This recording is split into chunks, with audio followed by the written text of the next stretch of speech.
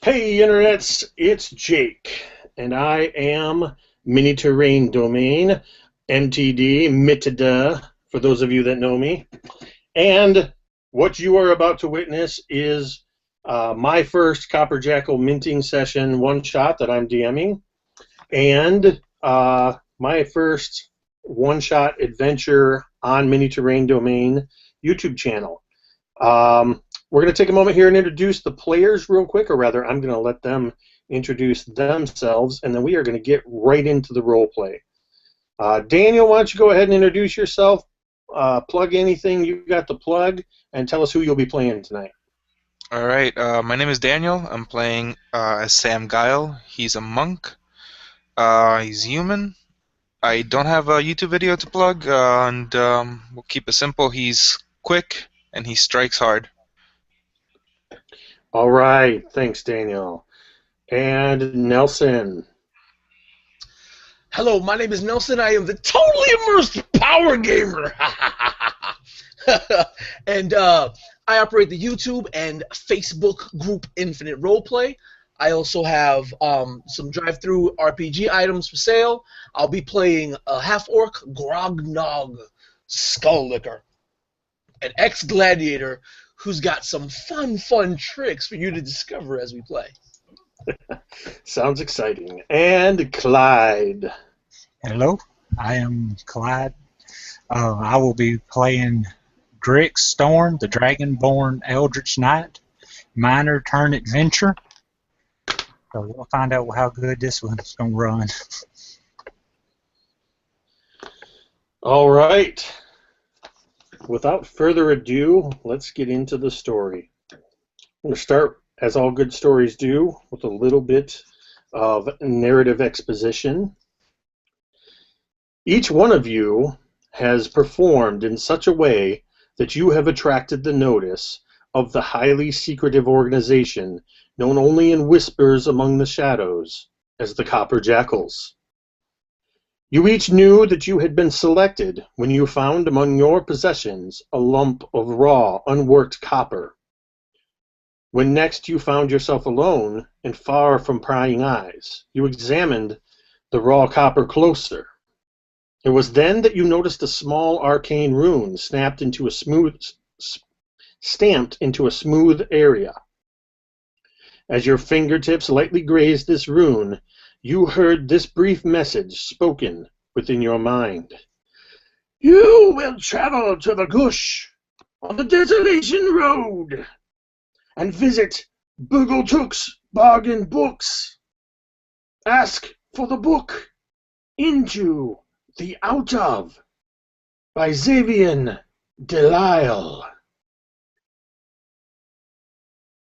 It has taken you nearly 2 weeks of mostly solitary travel, but you eventually find yourself on the outskirts of the town of Burgush. Your best guess is that this was probably a base camp for mining operations in the lower Svir Mountains. The town, and that word seems to fit loosely, consists of less than a dozen homesteads and half as many shops. The homesteads, little more than stone and clapboard shacks, are scattered around a dense cluster of 6 shops. You see a mere handful of pale and listless humans meandering about, as if no one here really has any pressing business to tend to. From the Desolation Road, you can see that one of the shops nestled between Tack and Turn Wagoneers and Doc Everts is Burgletook's Bargain Books. And we're going to start off with a dice roll. I would like each of you to roll a d4.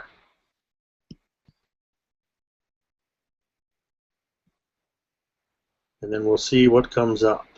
I got a 4. All right, that's a 4 for Grognog. I got a Did it- 1. That's Sam or Grix? Sorry. Grix. Grix got a 1. And what did Sam get?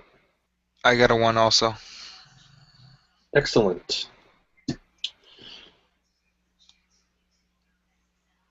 As Grix, as you are coming up to the town on the Desolation Road from the south,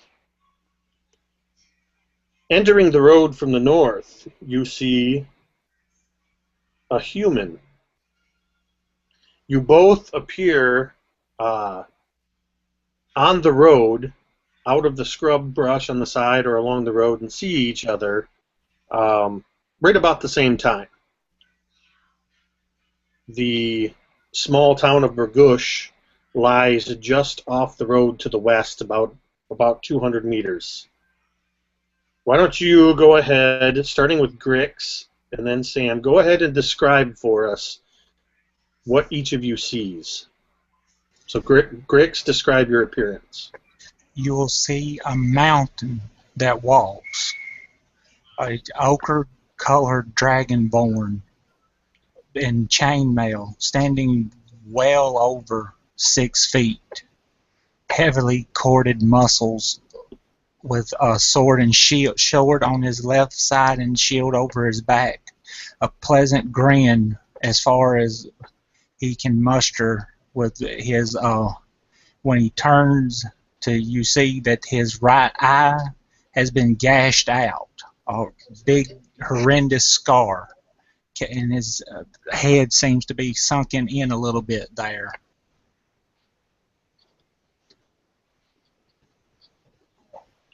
All right. You see approaching a human. He's about 6 feet tall. He's dirty, scummy, just covered in all kinds of grime. He hasn't bathed for days, it appears. He's wearing robes that used to be white but are now a brownish color.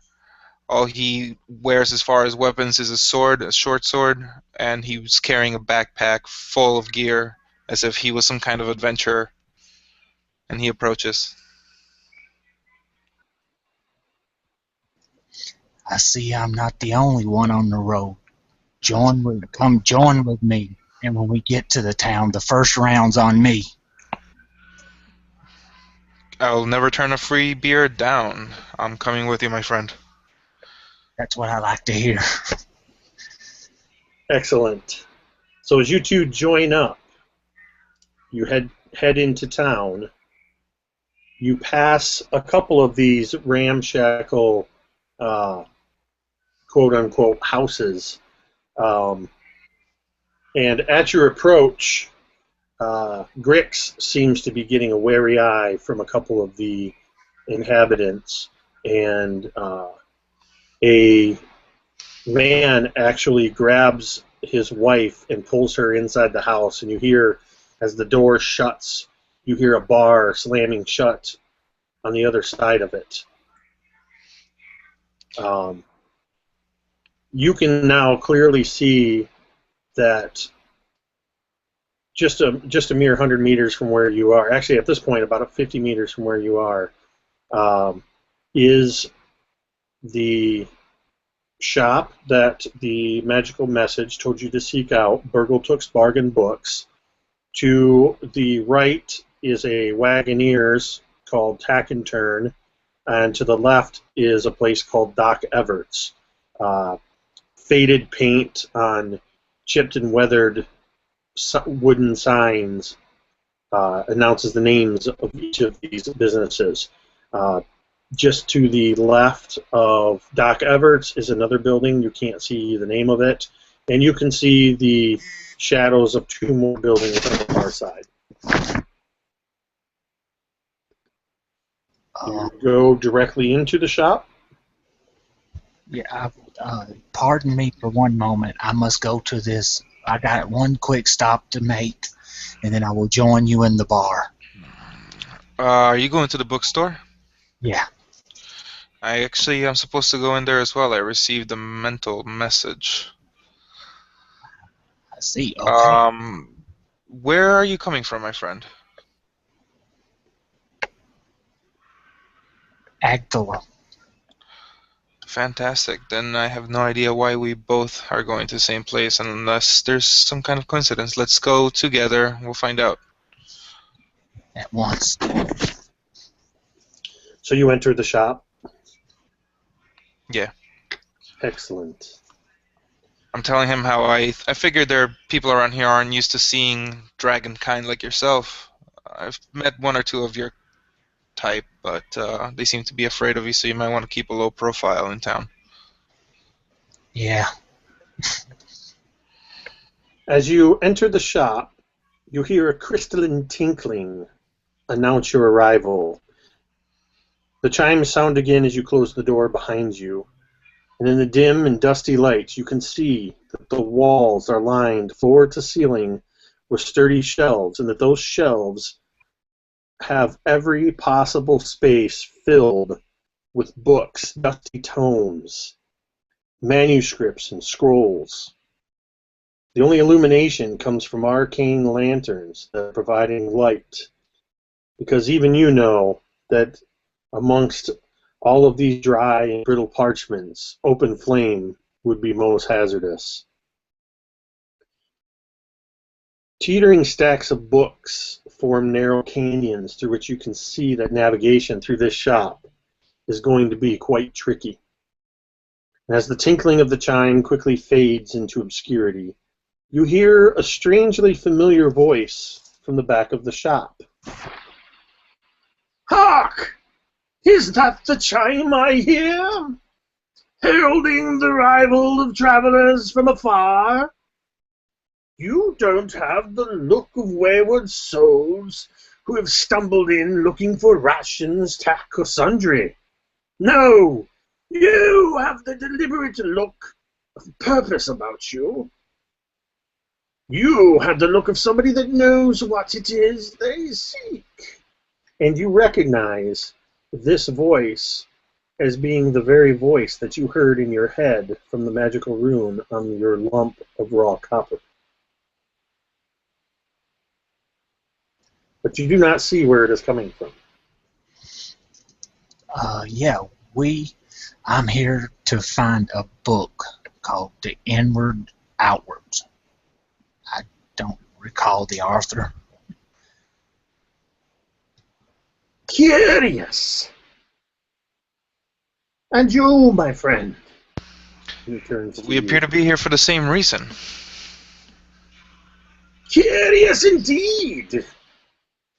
Well, and from out behind a stack of books emerges a thin, balding man with a scraggly gray beard, not too long, kind of rounded out, extending his face by a few inches. And he has a small pair of round pince-nez glasses that are perched on the very tip of his sharp nose, and he actually peers over these glasses at you with wide eyes. He appears to be half elven, and he says, "This is very curious indeed.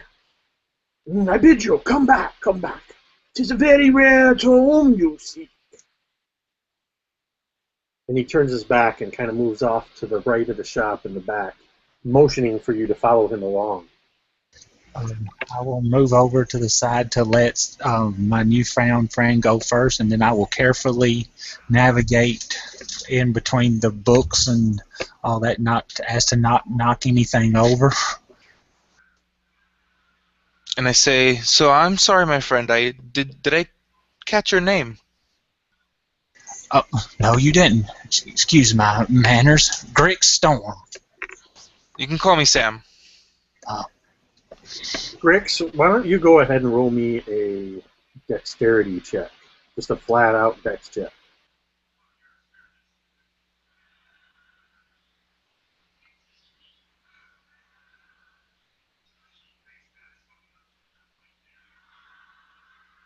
We're going to see what happens here.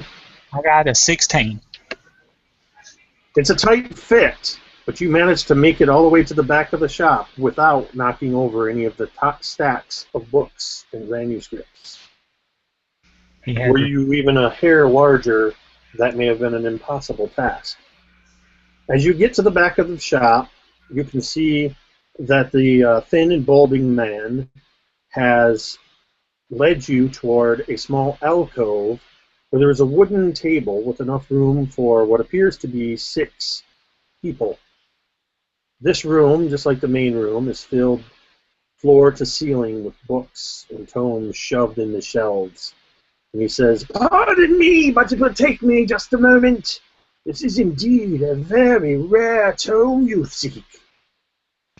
At that moment... Oh, sorry, go ahead. Would you have any idea why this tome would reach out to both of us? Or why somebody Very would want us to come curious here? indeed. And let's pause here for a moment. Nelson, I'm sorry, Grognog. Yes, sir.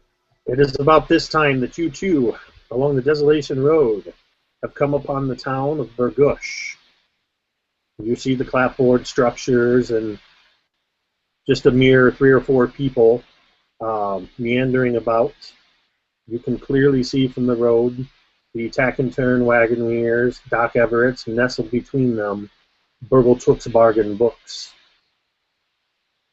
Yeah, I head straight towards Burgle Took's.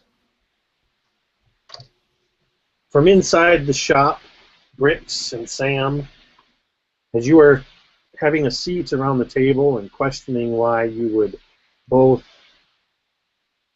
be called to by this particular tome, the chime of the front door sounds again, and the little half-elf says, "Hark! I hear yet again the bell chiming. 'Tis a busy day indeed, what ho!" And he kind of skips past you and looks at you and says, "Please, please wait just one moment and I'll be with you again." And he skips off to the shop. And Grognog, you see this thin, balding, bearded, sharp-nosed half-elf come springing into view, and he says, "Oh my! What can I do for you today?" I sort of walk straight towards him, reaching into a pouch I have in my side. I pull out the lump of copper, and with a fist just motion forward. "I'm here," and open my hand. "Oh dear!" He comes rushing up to you and looking at the lump of ore in your hand the whole time. He comes right up to you and he takes your hand, and your hand is much larger than the two of his hands, but he gently closes your hand with his around the copper and says, "No, no, we must not go flashing that about. It would not do. Please, stow this and come back with me." Yeah, right. He shoves it back in his pouch and just starts following the wiry old man. So he leads you back to the room where you see a rather filthy, dirty human and a large, hulking, scarred-faced dragonborn. Tell them who they see come into the room.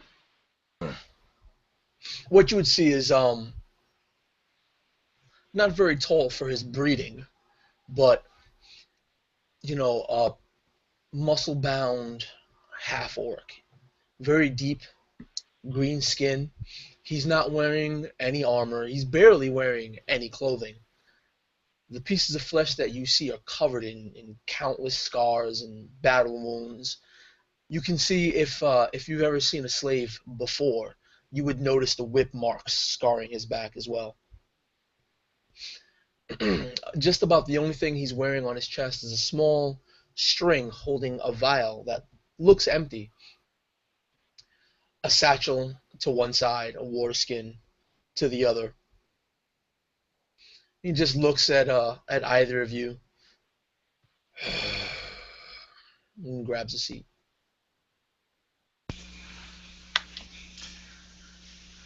And do either of you say anything? One more to join the merry gathering. Sit down, my friend. I bet you he'll find us even more curious now. The little man, delighted to see you all sitting around this table, says, "I am delighted to see you sitting around my table. It has been so long since I've had more than just myself here. Today is a very exciting day indeed, for you have all come seeking into the out of by Xavier Delisle.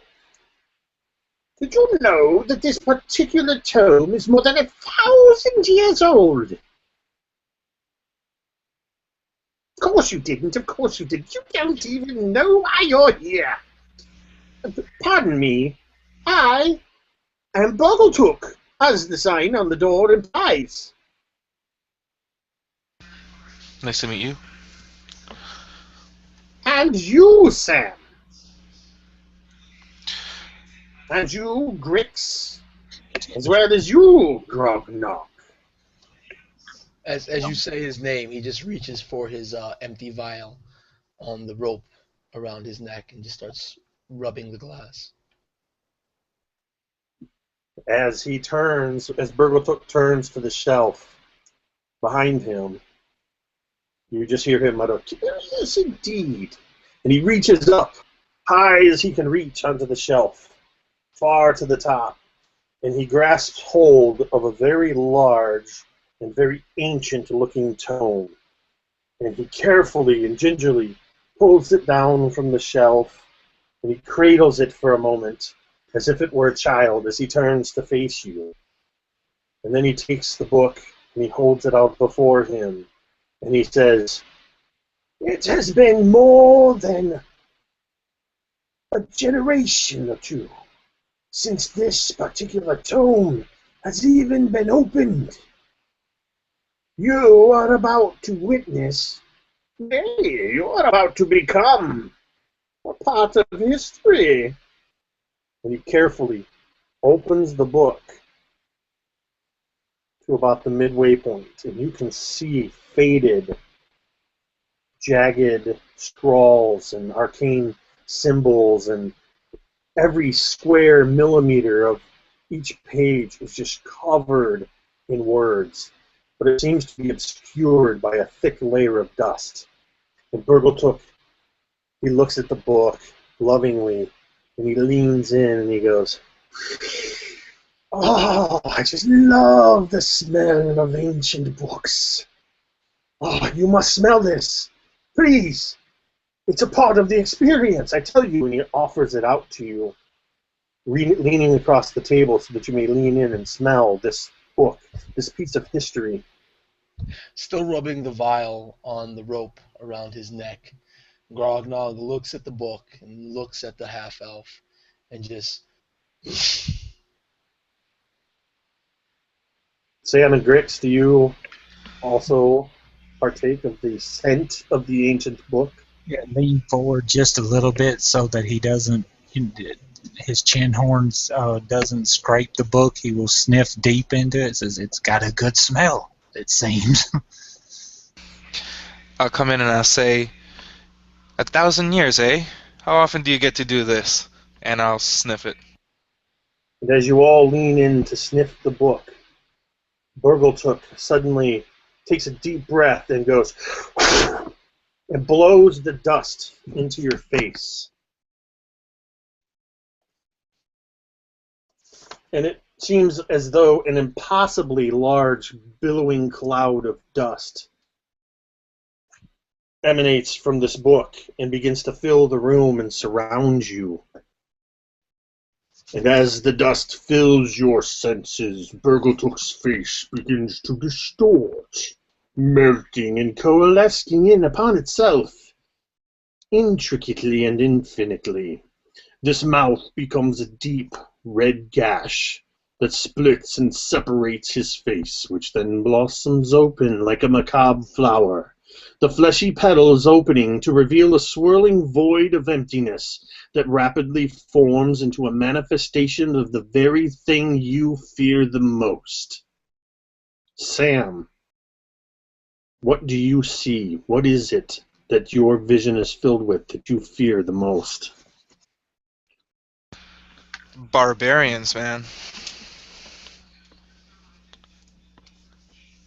I see, like, the barbarians that attacked my tribe when I was young. and how we defended the city. So I basically see this thing turn into a big, hulking barbarian. And that barbarian begins to morph and coalesce. And with each morphing, it doubles and doubles again and doubles again until your entire field of vision is filled with an infinite number of barbarians. And you see the carnage that they wreaked on your town. Grognog, what do you see? And in amongst the smoke, Grognog starts hearing the roar of a crowd cheering, repeating his name over and over. Grognog, Grognog. He's standing there, covered in cuts, some blood his, some not. Sword in his hand slips from his grip, falls to the ground beside the body of a woman, very muscular and lithe, another gladiator herself, lying dead upon the sands. He looks down at her. One tear falls from his face. He looks up at the crowd cheering his name. He musters himself, raising his hands, about to scream his own name in triumph to the crowd, letting them know that he is a gladiator, a warrior. He is there for their entertainment, and he is a master of his craft. But when he closes his eyes, he sees again the face of the woman on the floor as she screams at him, "Why?" And as her voice echoes, as that scream "why" echoes in Grognog's mind, you can see the blood that was spilling from her corpse seems to flood the very stadium, and your single tear turns into a flood itself, raining down and mixing with that blood, and flooding the stadium with salt tears and blood, and the cries of "why, why, why?" Grix, what do you see in the void? It starts and it starts off as a blackness, and then you start seeing a lantern, and then a little more lanterns, and you can hear the sound of echoes of picks. And he's looking around at his being back in his village, and then the cave starts to rumble, and rock starts caving in on top of him, and he's seized by fear and then anger as he's fighting against the rocks to keep from being buried alive again.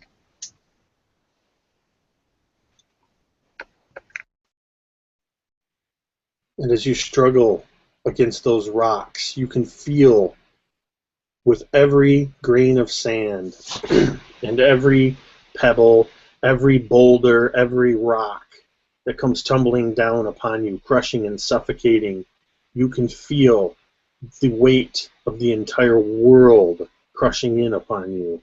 And you feel as though you will suffocate into oblivion, but at the same time, you will never, ever die, that this will be your eternity. I would like everyone to please give me a Constitution saving throw. Add any appropriate Constitution modifiers.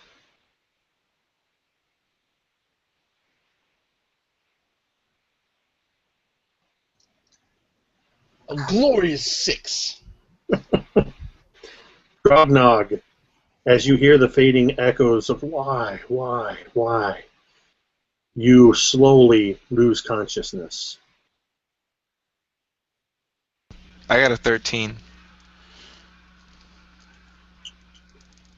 And as you see repeated again and again the terrible history of the barbarian horde that attacked your village, and that this time you can't save them, you fall under the onslaught, and you too fall unconscious. How did you fare, Grix?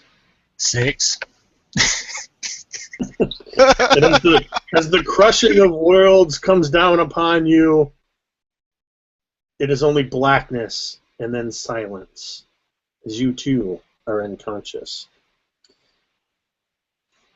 A few moments, a few days, a few years, you have no way at this point of knowing just how much time has passed. But slowly, each of you begins to become aware of the fact that there are others, more than just Burgletook. There are others around you. And the very first thing that you can actually hear, as if from a far distance, as if you were, and Grix, you seem to be, this seems most familiar to you, as if you are coming from a deep, deep tunnel to the surface, and the sound from the surface is calling to you. You hear shh, shh, shh, and it repeats and grows steadily louder. Shh, shh, shh, shh, shh, shh. And suddenly you hear, wake. And he will open. Your eyes snap open, and he sits straight up. Where am I? What? You actually, as you sit up, you don't even get the words out. And it feels as if somebody has just hit you upside the head with a warhammer. You know that you're fairly certain that didn't happen, but you just feel as if your head is being crushed. You feel as though you have just awoken from a week's worth of drunken carousing, and that you drank everything within a 100-mile radius. And you hear another voice say, got the smelling salts. And each of you, your nose is suddenly filled with a strong odor that causes you to crash awake. And the other two of you, Sam and Grognog, you're suddenly awake and alert. And you too feel as though warhammers are beating a steady drum upon your temples.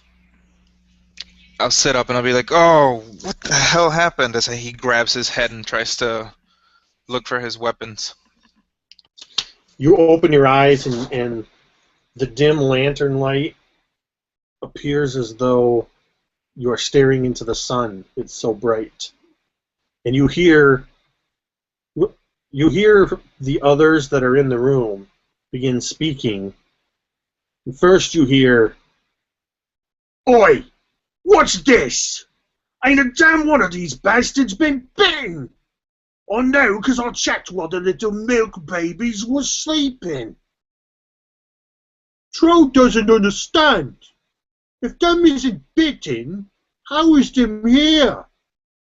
Curious indeed.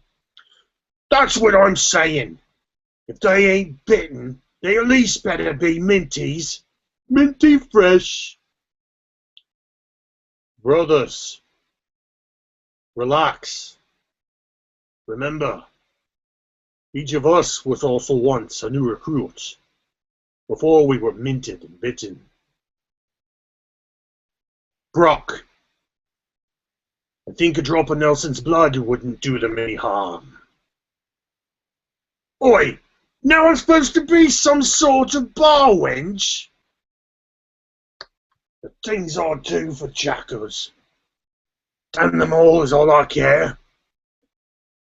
You hear the clatter of wooden dishes being removed from a sideboard and placed somewhat angrily upon the surface of a nearby table, and this clattering sound is somewhat angry, but it may as well be the cry of a god in your ear. It hurts so badly from this hangover that you have. But a moment later, you feel, and as your eyes begin to adjust, you can see a very surly-looking dwarf pressing a wooden mug into each of your hands, and it is filled, not filled. There is about a finger's worth of a shimmering liquid with a strong but not unpleasant odor inside. And as he hands it to each of you, he just says, "Drink up!" Yeah, I'll drink it right away. He just chugs it down.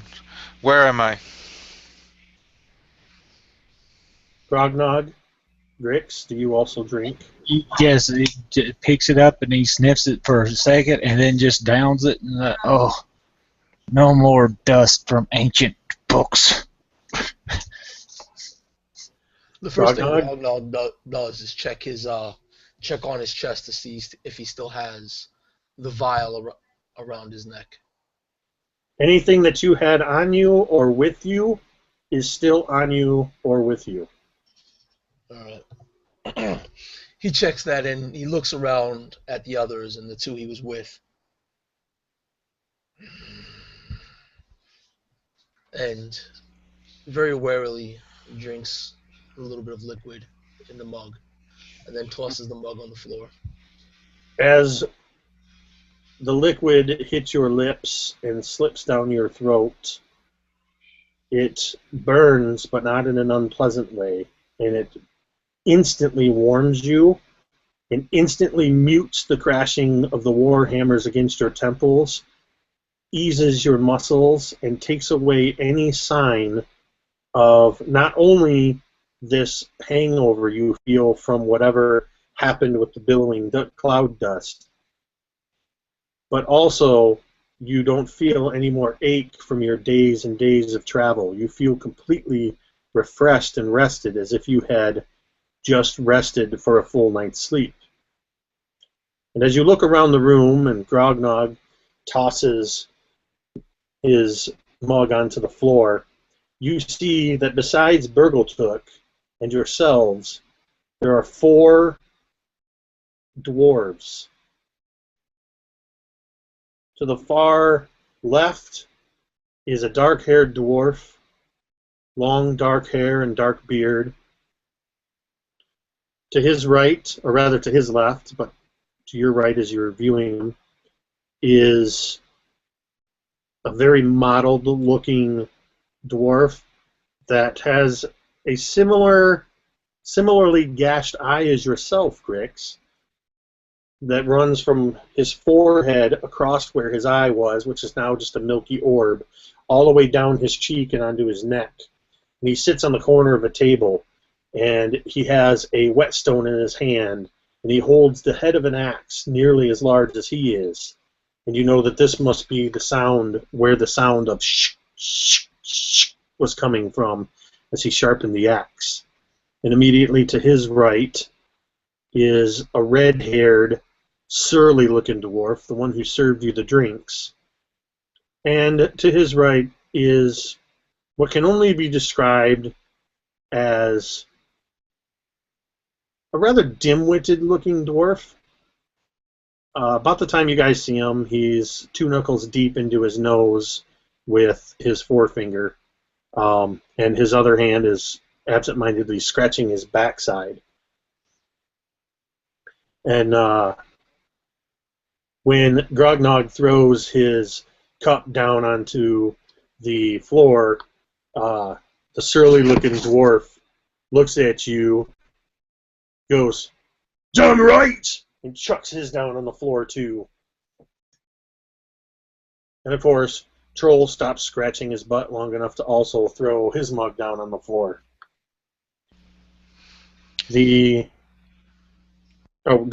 At this point, go ahead if you guys have any reactions or. So I ask again, where are we? Does anybody know? You are in the most secret lair of the Copper Jackals. Fear not, for these walls are protected by spells and runes. I placed them there myself. I'm a very accomplished wizard, you know. We have no fear of being overheard here. This is a safe haven. But be warned, this is one of only very few places where you can freely even speak the words Copper Jackal, let alone acknowledge that you are one. I make no mistake, they isn't Copper Jackals yet. I'll take out my coin at this point and I'll put it down. So, what do I have to do now?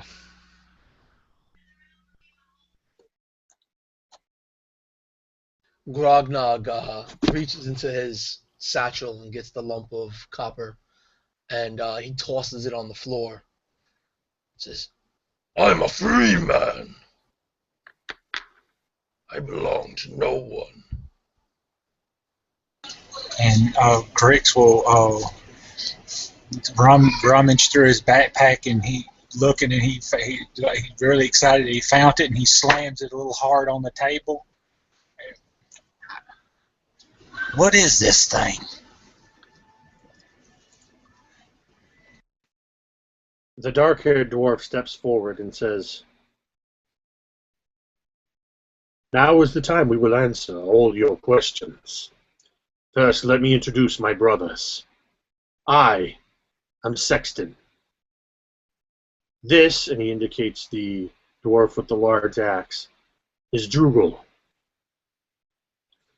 This angry fellow over here is Brock. And lastly, we have Troll.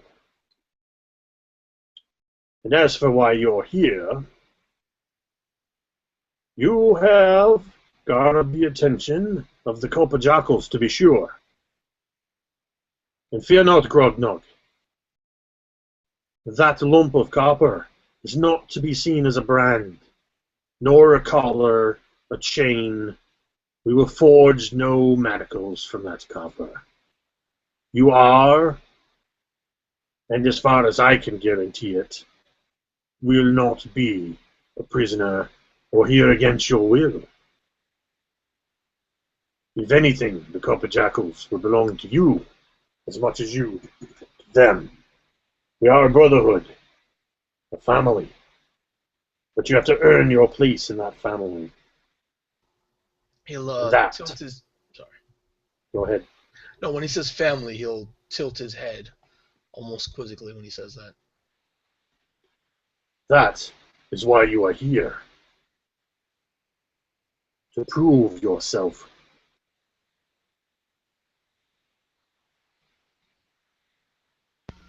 Okay. What was the deal with the dust? You just had to bring us down here without us seeing the way? Precisely. We can never be too careful. We take every precaution to ensure that each of you, and only you, received those lumps of copper and received those messages. However, there are forces that work against us, forces that would see us imprisoned or dead.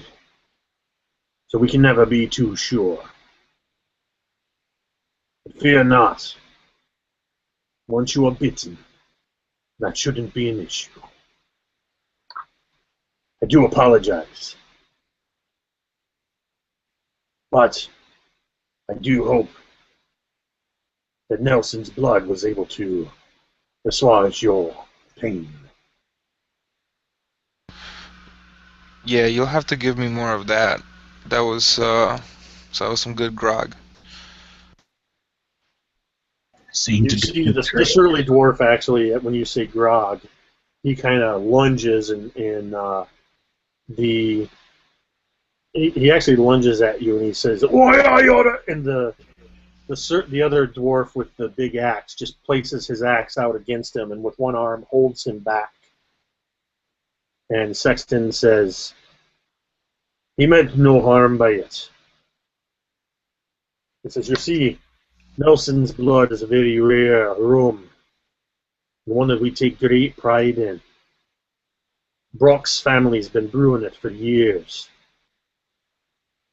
So he took a little bit of umbrage, but I know you meant no harm. Pardon my ignorance, I've never had anything of this kind. Something tells me that you're in for a world of firsts.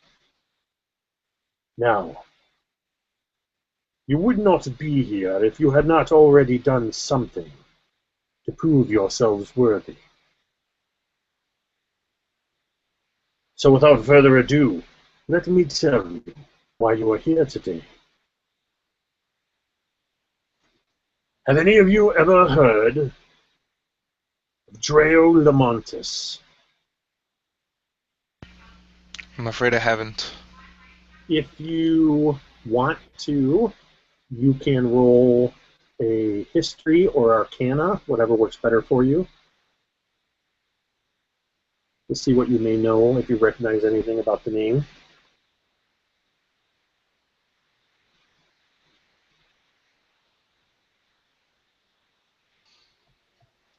I choose to remain blissfully in the dark.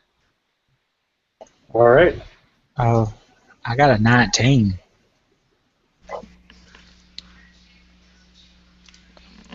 I got a 16.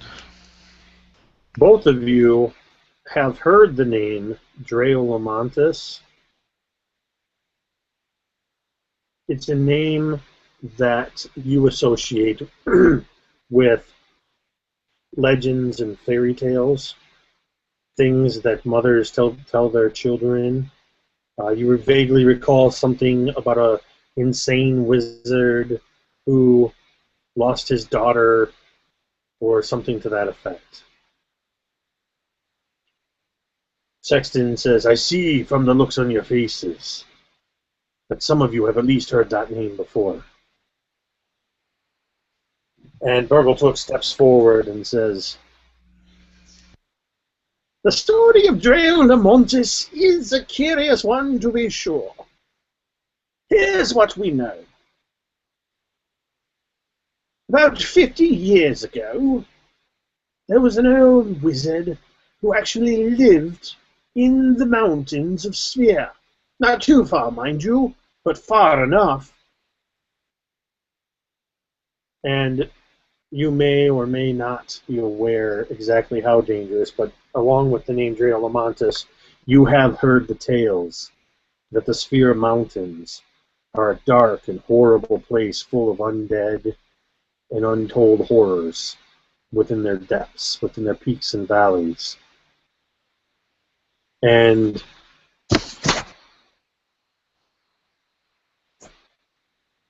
Burgletook says, he actually lived in a tower within the Svir Mountains. The legend says that his young daughter, on the cusp of womanhood, was kidnapped, and he was never able to get her back, and so he became even more reclusive, devising wicked and cruel means to find and get back those who would steal his daughter. But, according to legend, he never actually left his tower. Nobody knows for sure what is within the walls of that tower. That is, until recently. We learned very recently that Draconic passed away, and that his arcane tower was left unattended. Unfortunately for us, the news was more than a month late, and a dark sorceress by the name of Ethereana had already sent her minions to the tower to retrieve what was inside. Our spies have told us that they have left there and are heading back to Ethereana's place in a convoy, and that they have acquired a weapon, a very powerful arcane weapon that we know only as the Angeline. We do not know what this weapon is, nor do we know what it does. Truth be told, though we have had eyes on the convoy, we have not seen the weapon. The problem is that our spies have seen 3 wagons being pulled through the mountains along the highway. The wagons are covered, and we haven't been able to see what's inside them. Each wagon is identical. Each wagon is guarded by 4 kobolds. The convoy itself is escorted by 4 ambush drakes. And there are 2 ogres accompanying. This is all we know. And they better not get through the mountains with that weapon. That's the crux of it. The Angeline, though we know not what it is, cannot fall into Ethereana's hands. So, it would seem, we have a simple snatch and grab for you.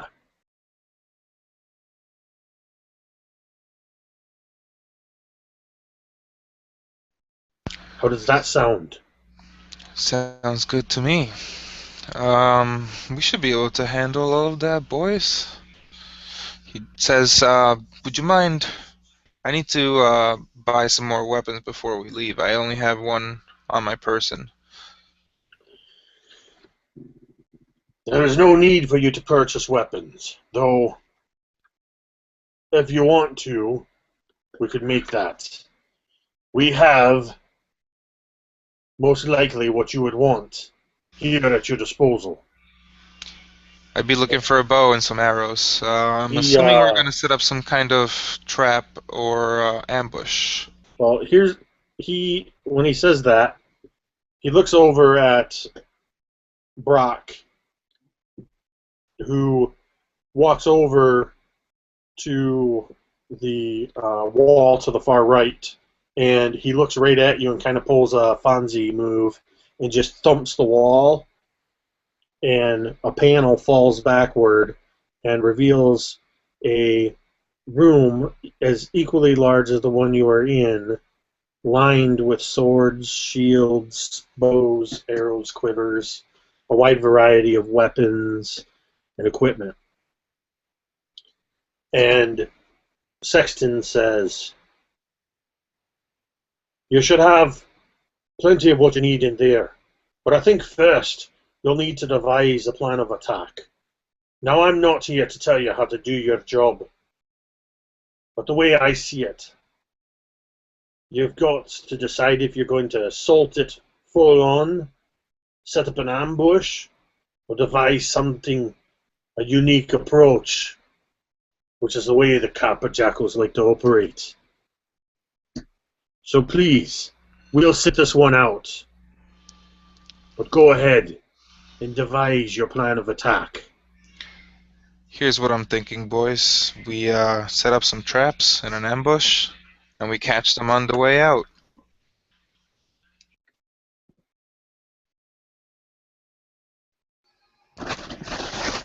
I think a simple hole on the road, perhaps, will stop their movement, and then we could just shoot them. Simple is good.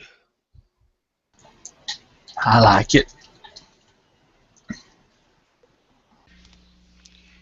I like fire as well, so we can set up some kind of oil and lantern situation. I have the fire part covered. We just need the oil. As you say that, Burgletook is kind of rushing around a little bit, jumping around, all excited, muttering to himself, and he rummages around in some of the supplies, and he finds you 6 bottles of oil.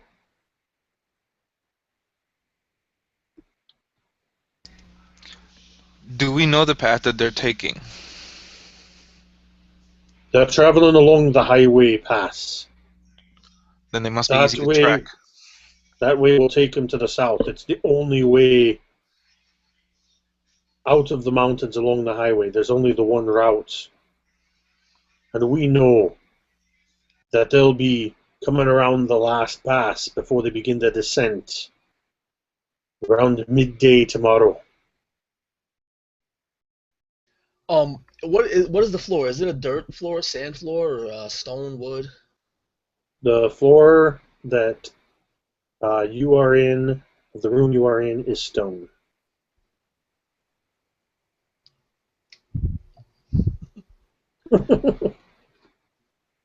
I was hoping for dirt. Okay, well, we should be heading out soon, guys, if we want to catch them. I'll start digging around in my satchel and pulling out some, packs of rations. Some are open, some not opened at all, and start stacking them on the table and grabbing for like the cups and stuff. Well, mountain pass. So we just crush them. And then I just tip over one of the packs of rations towards the gap that I had in between. I'll say, well, here's the deal, big boy. We are going to be outnumbered significantly, so we have to be smart about this. Trust me, I've fought off a horde before, and it was never fun.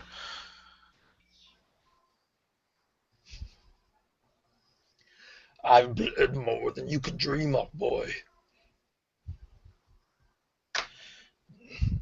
Don't ever question me. And as he says that, his skin begins to darken until it's just pitch black. Well, I think I've got what I needed. I don't know if you need anything else, but I'm ready to go.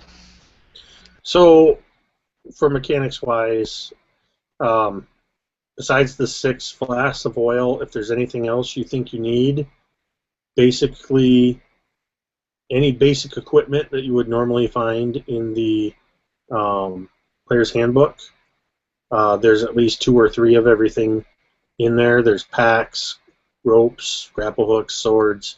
So if you don't already have a weapon, you can find that weapon in there most likely. Yeah, just grab a bow and arrow. That's all I need.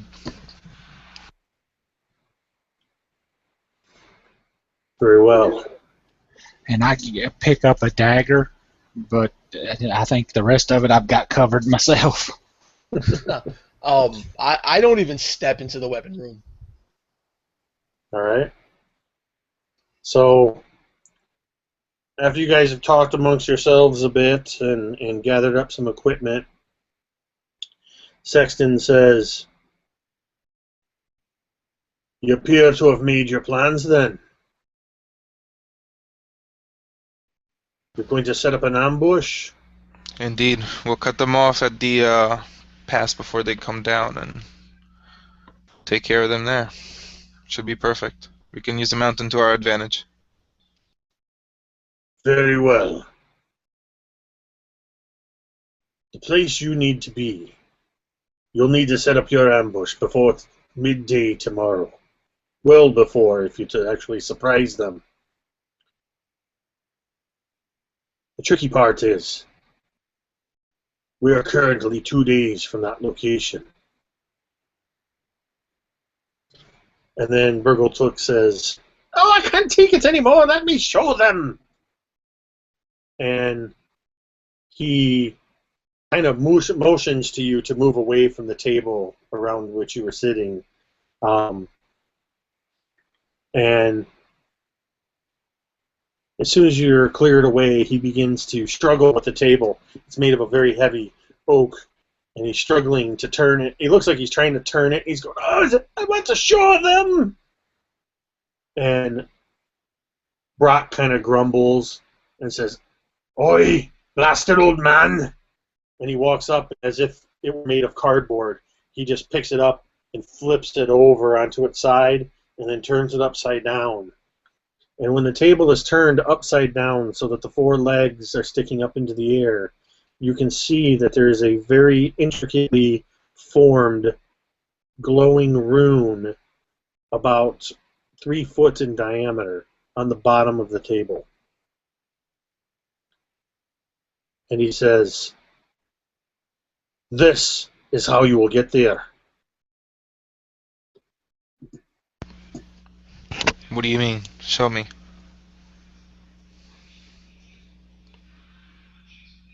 And Sexton says, "Drugel." Drugel grunts, sets his whetstone down on the sideboard, hefts his axe, looks at you all with his one good eye and his one milky eye, steps onto the table, steps into the room, and the moment he's completely inside the room, there's a, and he's gone. And Burgletook says, "Teleportation circle of my own devising. It'll take you a mere couple hours away from where you seek to go."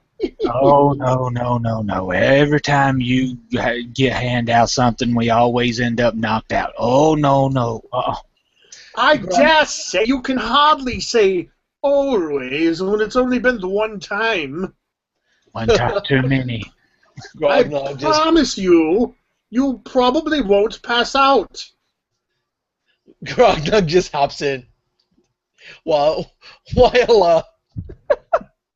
And Grognog is suddenly while gone. Grix is grumbling, in the midst of him grumbling, Oh, hops in. and I look the 2 hours away from our destination. Sorry, you cut out there for a minute. Oh, sorry. I said, where did you send them? And he says, "They are in a very small clearing behind some rocks, a mere couple hours from where it is you seek to go. Perfectly safe and mostly harmless. Or mostly safe and perfectly harmless. Never mind." Well, okay, I'll give it a shot. And he walks over, steps onto the circle. And you're gone. I'll Grix, look. you're the only one of your original party left behind. Yeah, he looks at him, kind of wary at first. He says, "If I puke, I'm coming after you, old man." And he will step on the thing. And you're gone. And as you step onto the circle, each one of you sees this. As you step onto the circle, you just quick as a flash, the only sound you hear is the, and you find yourself on a sloped rock that just the instant you appear there, you naturally and thankfully kind of stumble a couple steps, but nowhere close to falling. But thankfully, because a moment later, behind Grognog comes Sam, followed a couple extra moments later by Grix, and you find yourself nearly completely surrounded. You're in a circle that's about probably 20 feet in diameter. The circle is a dirt circle, and there are fingers of rock that are thrust up into the sky, and it almost appears as if, as you look around, as if you are in the palm of some giant rock creature. And Drugel says, he actually looks over at Grix and he goes, "About time." And then he reaches inside his armor and he pulls something out and he's gone. And Sam goes down on his knees and just hurls.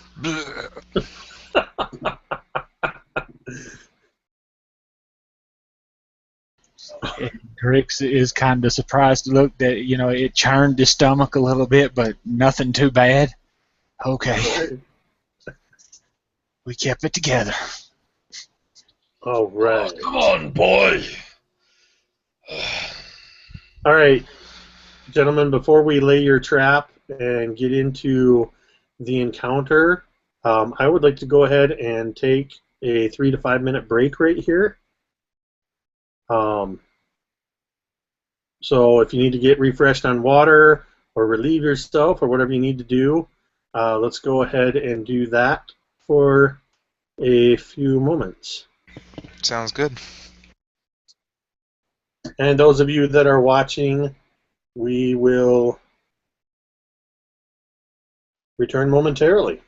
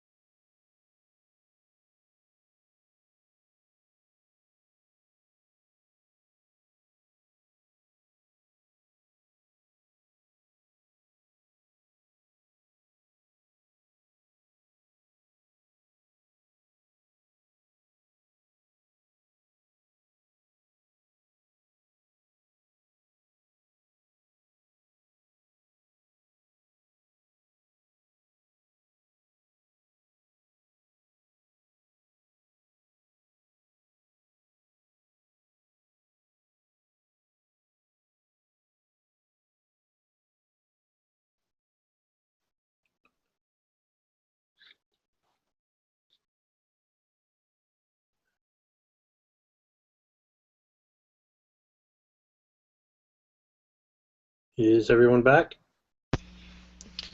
I am.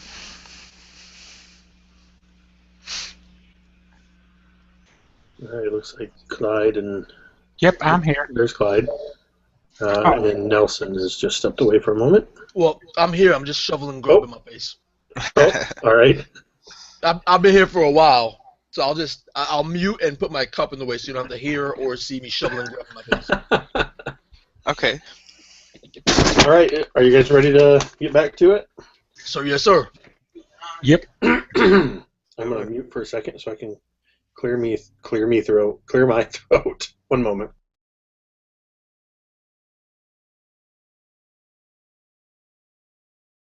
All right. And let's get back to my camera. There we go. The sun is setting and the screen's getting darker. There we go. Unnecessary side light. All right. So the three of you have teleported into what appears to be a giant stone palm. You are completely shielded from view from anything that might be on the outside, and you were indicated. In fact, I'll retcon this just a hair. That just before Drugel grabbed whatever he pulled out of his armor and vanished, he indicated that you needed to travel up the road, up the pass, just a few hours, and you will be able to clearly identify the site that would be best for your ambush.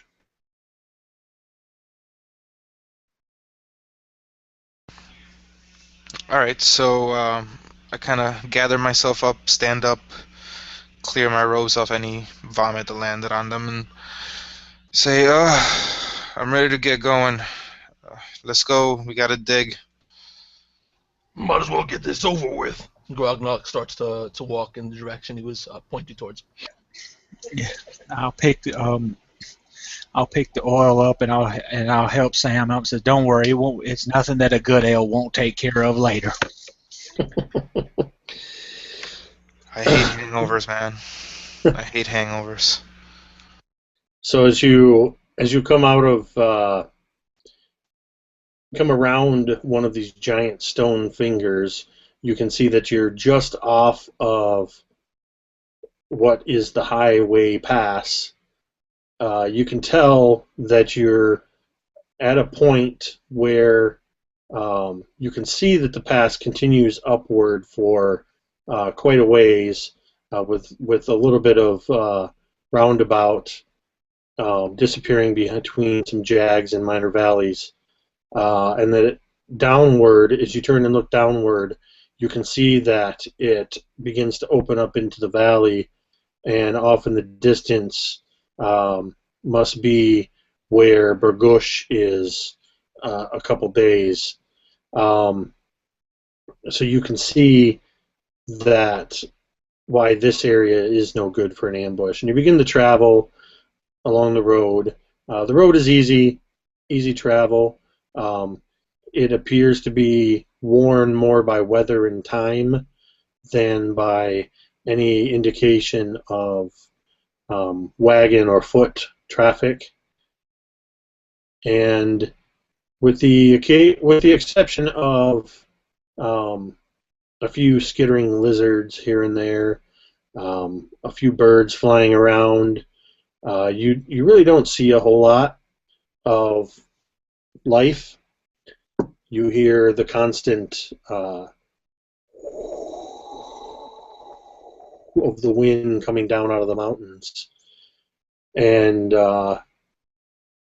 you hear a couple far-off screeches of something that's more likely than not slightly larger than a bird, but by the time it reaches your ears, echoing off the canyon walls, you're not able to identify what it may be.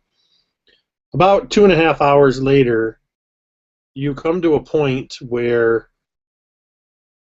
the road levels out a bit for a stretch of about 100 meters,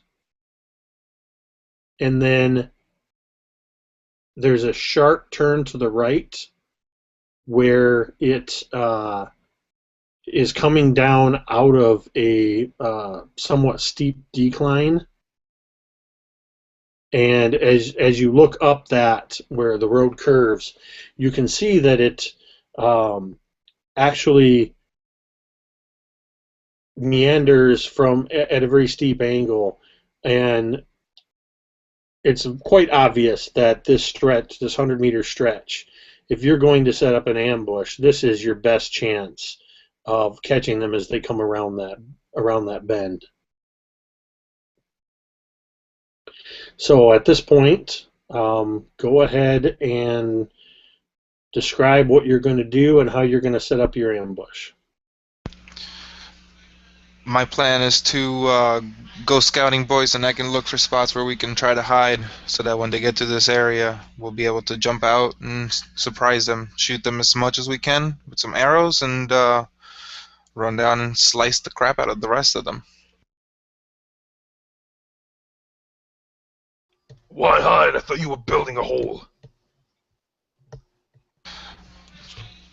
Start digging.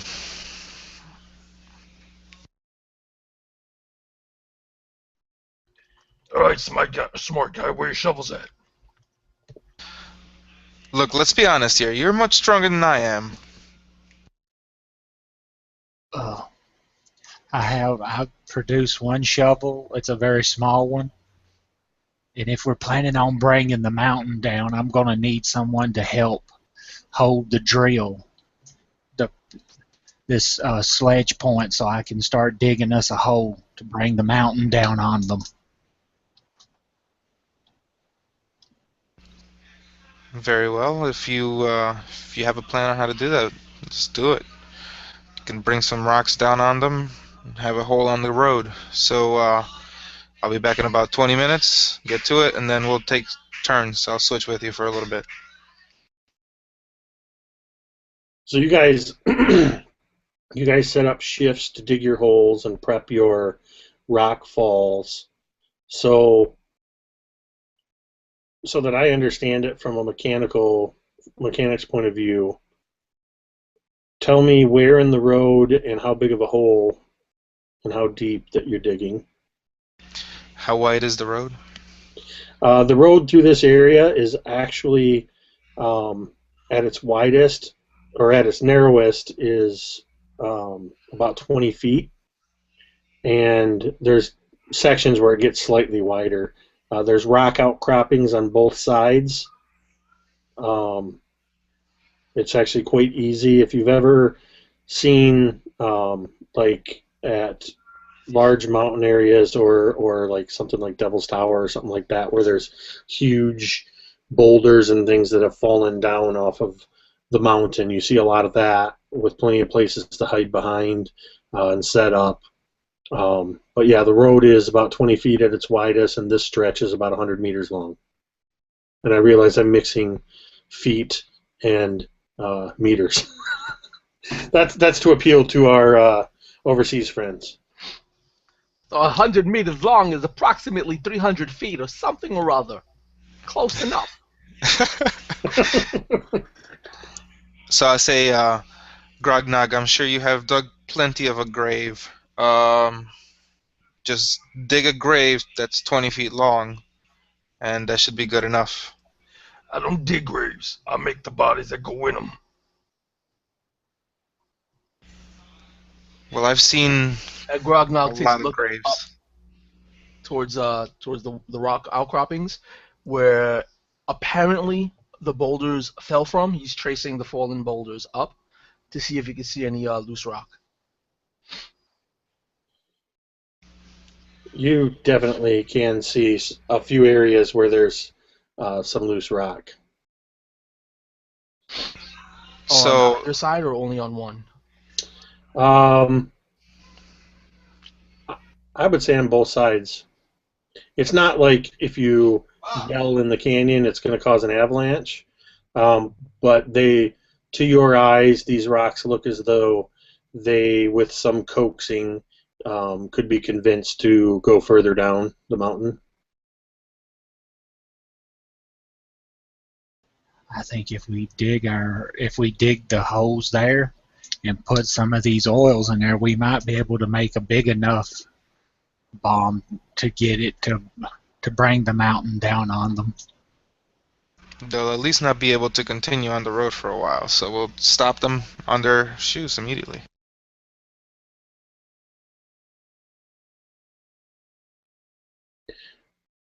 All right, so you are digging a hole.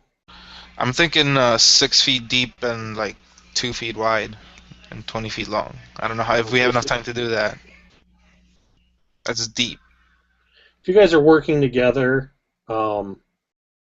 and working in shifts, it's going to take you several hours, but you can manage it. Okay, cool. Hey. Just 6 feet deep, though? How deep do you want to make it? How many ogres did they say were there? That's true, there are ogres. And ambush drakes? Yeah, sure. Yeah, 6 ogres. feet deep is fine. That's exactly what we need. We can make it deeper.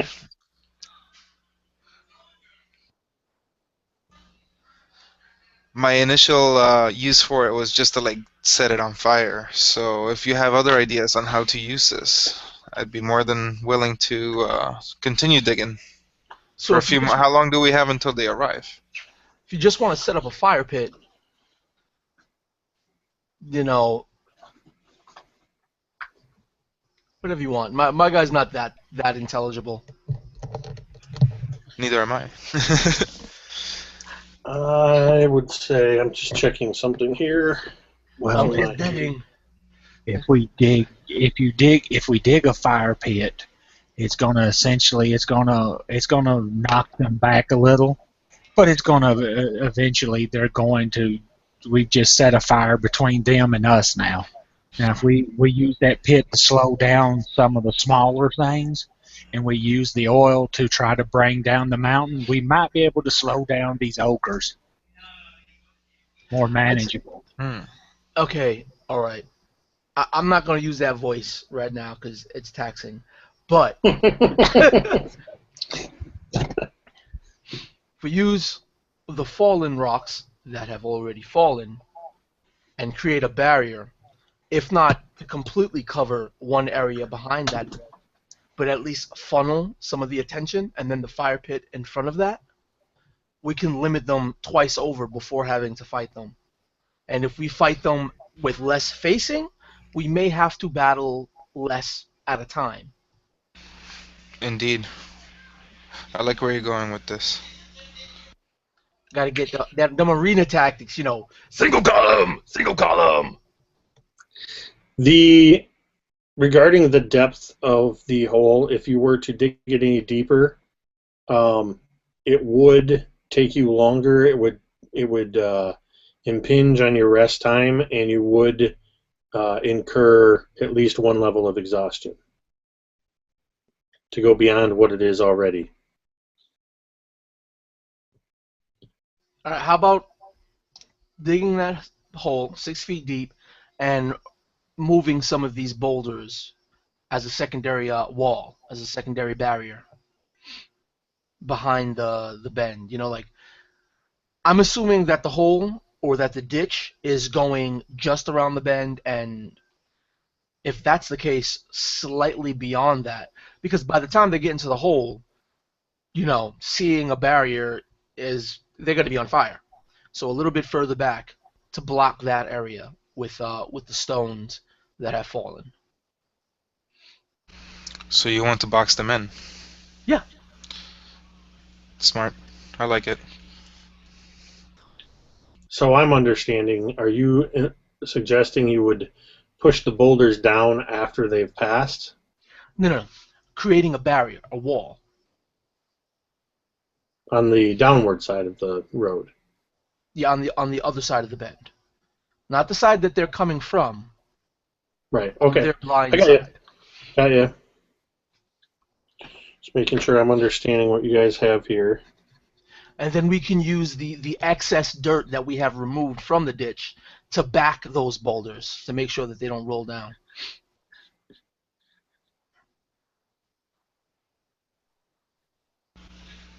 So do you want to put the boulders up in a wall now or drop them down on them? I'm gonna put it up in the wall now. That way, if they're running through the fire, if they get on the other side of the fire, uh, especially the ambush drakes, I'm assuming with the name Drake, and I'll look at our dragonborn friend. They may be tolerant to flame. He may be able to fight them in the fire. I'm not going to be able to fight them in the fire. So we can fight them after the fire, but prevent them from surrounding us. If they surround us, it's going to get a lot more fun. So, just so we know exactly what we can do, you're the fighting type. You're the fighting type. I'm the fighting type. Are we all straight? We're all the fighting type, I guess. So, no particular magic here. Okay, Do you very well. really want to know what I am? Like out of character? No, you seem to be a fighting type of man, right? You're, I'm a half-orc yeah, you're a half-orc fighting guy. whose skin went from green to pitch black. Okay.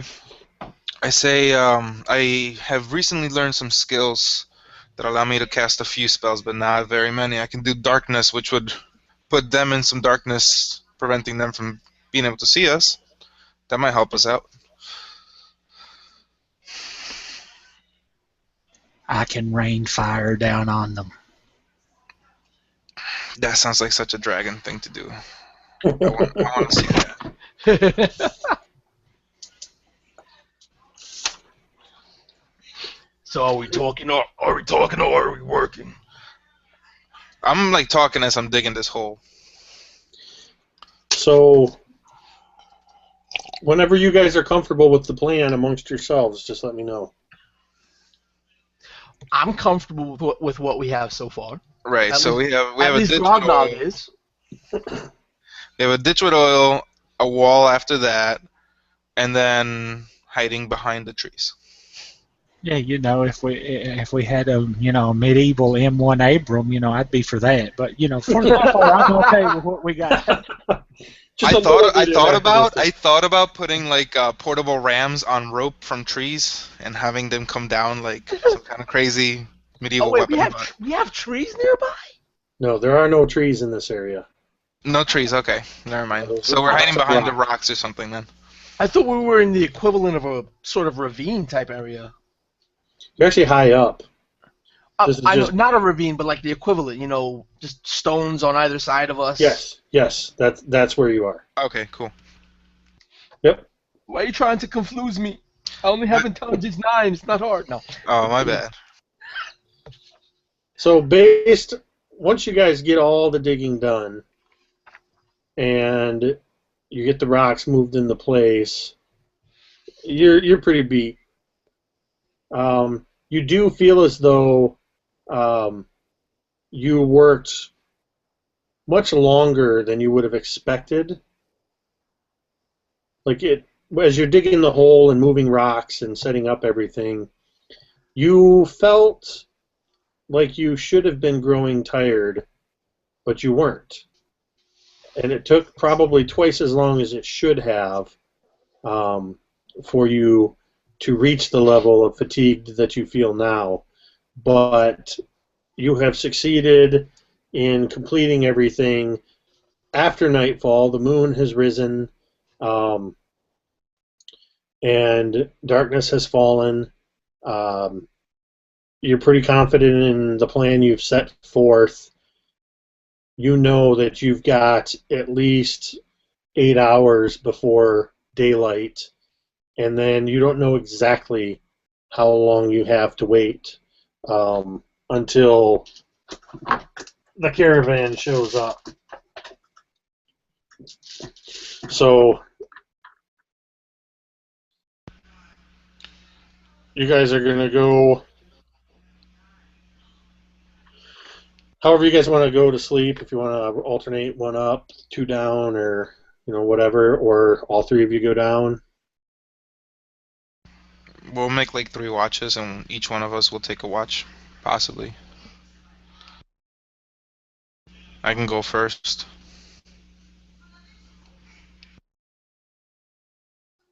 We really only have 8 hours, so we're not going to get a full night's sleep before daylight. You act like you haven't battled on little sleep before. No, I'm just saying that just in case some people, never mind.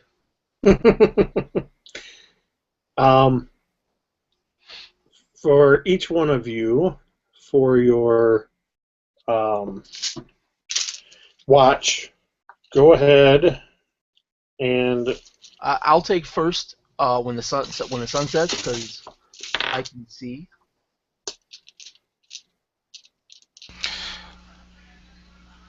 How's your night vision? I'm a fucking orc. What do you think? And you, Dragon Boy?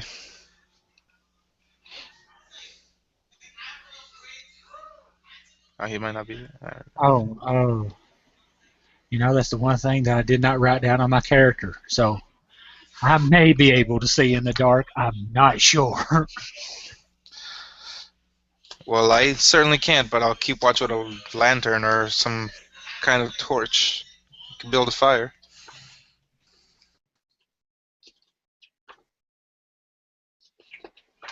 go ahead and roll me. Go ahead and roll. Excuse me. Roll me 2 perception checks during your watch. All right, cool. If you build a fire, they'll see us before you see them. Yeah, but if it's completely dark, I can't see shit. So. The moon is out. That's moon why is you'll out. get last watch. Okay, very well. Boy.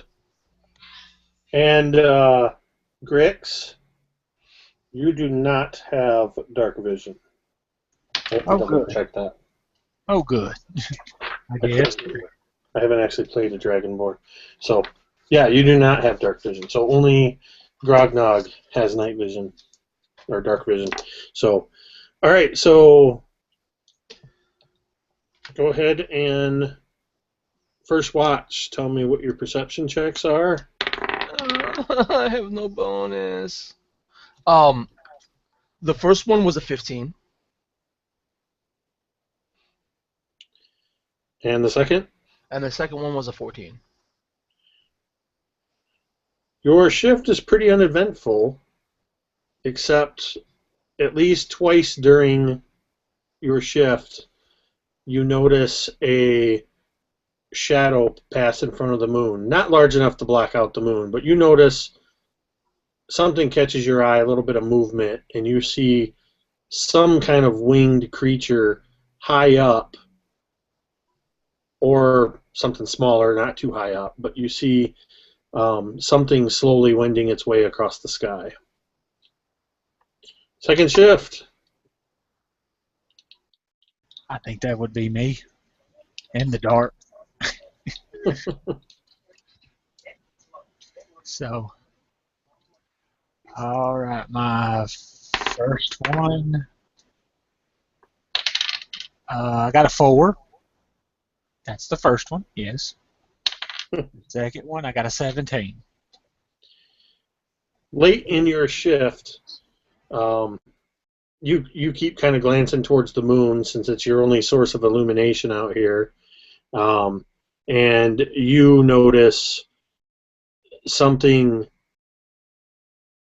also kind of pass through the moonlight, coming from further up into the mountain peaks and moving southward, but it's too dark and too far up for you to even have a guess at what it might be.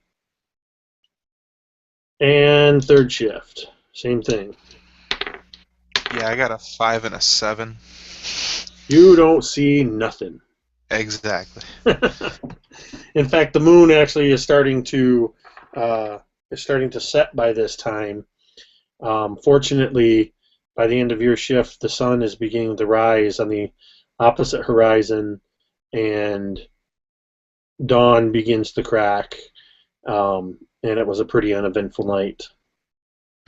So is there such a thing as like coffee in this world, or anything that they use to energize in the morning? I'm sure there is. I don't know if you have any on you. Do you? I probably would, yeah. Along with my rations, I would have some kind of like, I don't know if it would be coffee or tea or some kind of Yeah, root. whatever it is that you would normally drink. Okay, so he makes like a tea out of these roots that he has in his pack. And he drinks that. And he passes it along to the other guys as they're waking up, and he says, "Drink up, boys. That'll help you wake up, give you some energy." I can see you shaking your head already. I saw Grogdog going, nope.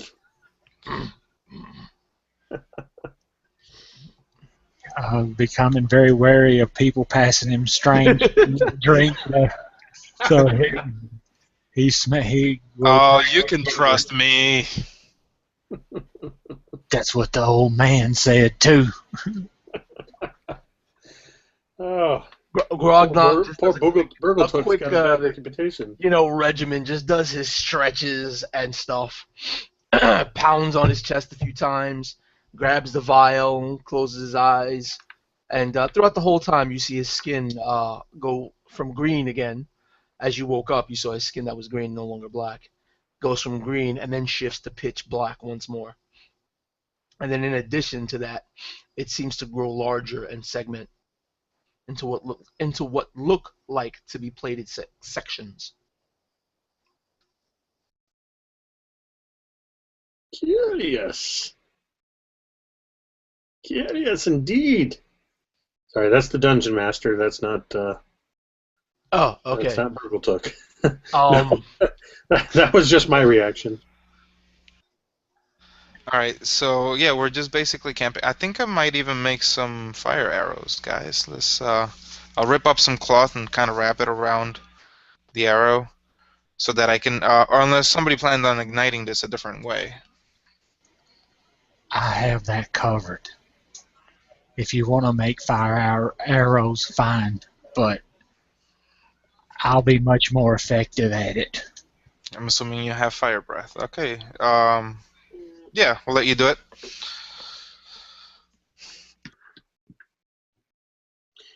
All right.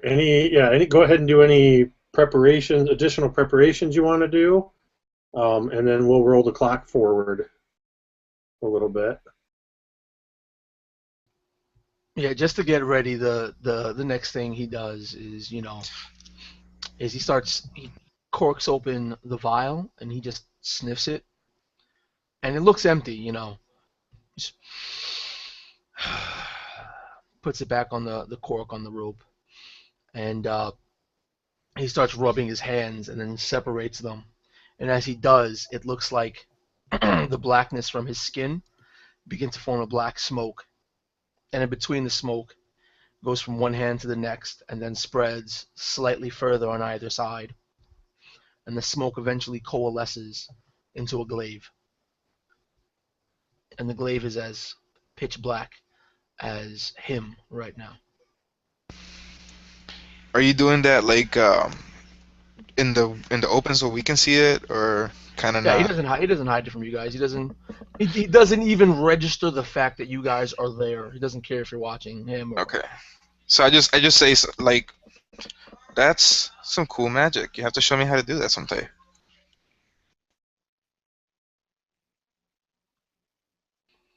You have to kill a lot of men to learn that. And then he sits down in the corner. And All right. I will sit down and pull my he will pull his longsword, and he will start speaking words in draconic as he's pouring some dust over it, and the blade kind of dulls for a moment and then lightens up. And he puts it back in his sheath. I'm ready now. Excellent. Is everyone ready? Yes. You do not have to wait long. and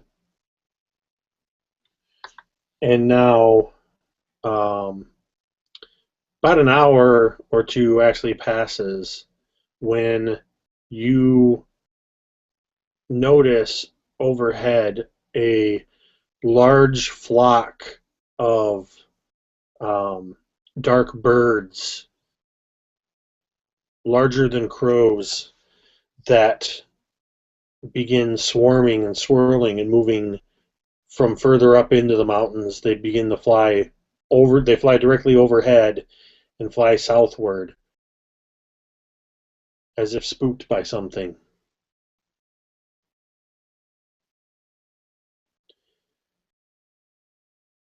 Shortly after that, about maybe 10, 15 minutes after the birds flew overhead, you hear, as if coming from all around, starting very quietly, you hear a cacophony of noise, of garbled voices, of grunts. You can hear squeaks and clattering of multiple sets of wheels. You can hear growling and roaring, ranging from high-pitched chittering to deep bass grunting and swearing and cursing. You hear this noise growing and growing for the better part of 20 minutes before it begins to clearly define itself as what can only be the Ethereana's caravan coming down the highway pass. So I'll take the copper coin out of my pocket, and I'll look at it and rub it, and I say, "This better be worth it." Put it back away. Real quick, Daniel, I just want to clarify. You said coin twice now? Oh, it's not a coin? No. I wanted to verify it's a lump of copper. Oh, it's a lump of copper. Okay. I just wanted to make sure because I want to make sure I didn't miss something and that you had gone through. It wouldn't change anything. No, my bad. I must have just Nope, missed that's fine. It wouldn't have changed anything. I just wanted to make sure I understood. Yeah, I'd take the lump of copper out and Okay. I'll put it back. All right. And since I already broke the story a moment, I'm going to get anachronistic. And if you've ever seen Saving Private Ryan, it's like that moment where they're at the end, near the end, where they're waiting and listening to the German tanks are rumbling through the town, and they can just hear the sound all around them as they grow closer. And you know you only have a few moments before they come around the corner. And a few moments later, you see first two kind of their scales shimmering in the morning sunlight, shifting between green and blue. You see two ambush drakes. They're what can best be described as large dragon dogs. Very closely followed by a couple of kobolds,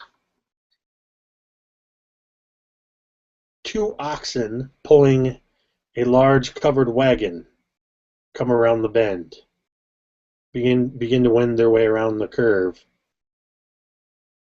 with two more behind them. I need somebody to call out whenever they, at what point they hit your trap. As the wagon comes around the curve, two more kobolds are guarding the rear of the wagon, and you see the first ogre come lumbering around, dragging his makeshift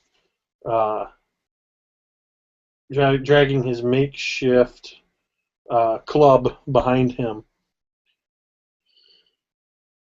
2 more kobolds and another wagon come around the curve, with 2 more kobolds at the rear of this wagon. This wagon, also pulled by 2 oxen, is virtually identical to the first one.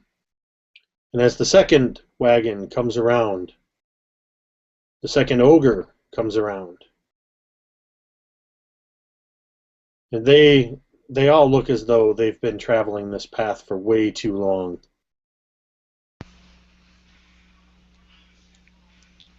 Okay, so I'm gonna wait until they notice the holes that we dug, or they're right on top of them, and then I'll say to launch the attack.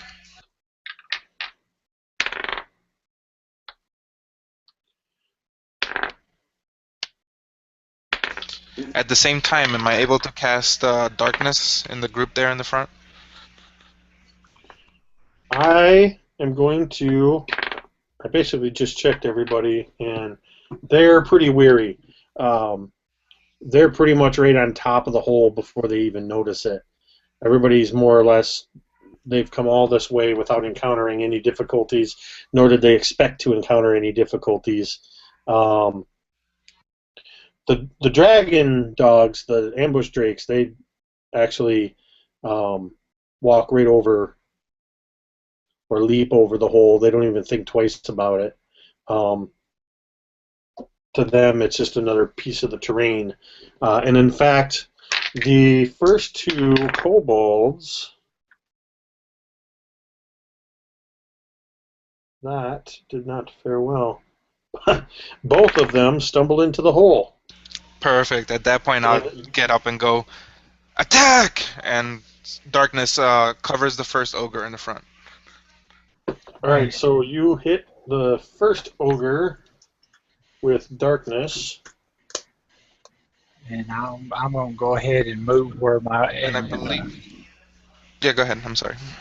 And I'm going to set my until I'm well within range of my fire breath, and I'm going to unleash a gout of flame from my mouth as it builds up, and then it just comes out like a burner. And what are you aiming your fire at? Into the pit to set it on fire. Oh, excellent.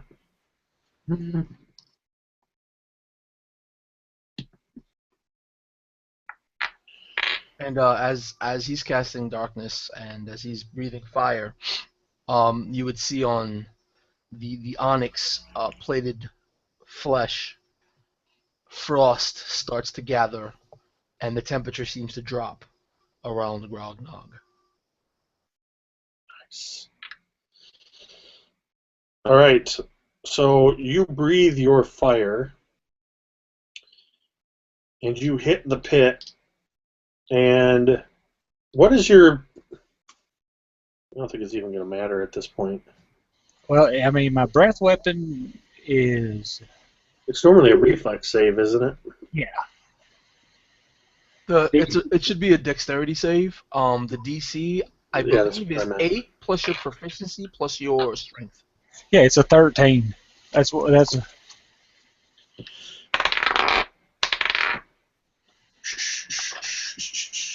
Yeah, that's not going to matter. Disadvantage. Yep.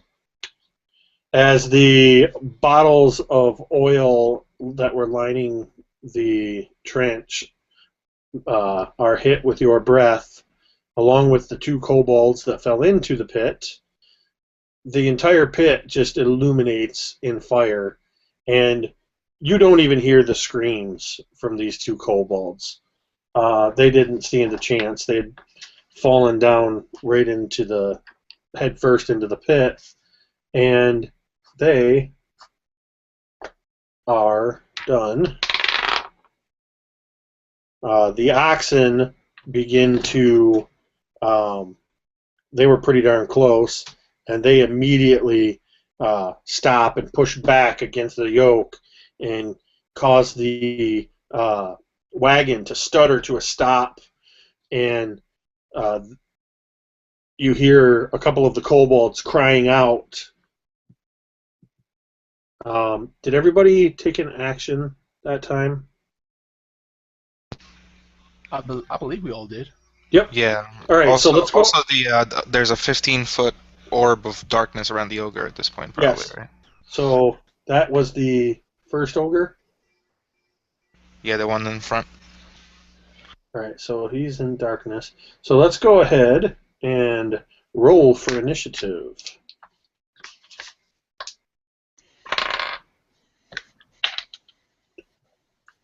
Grix got an 18.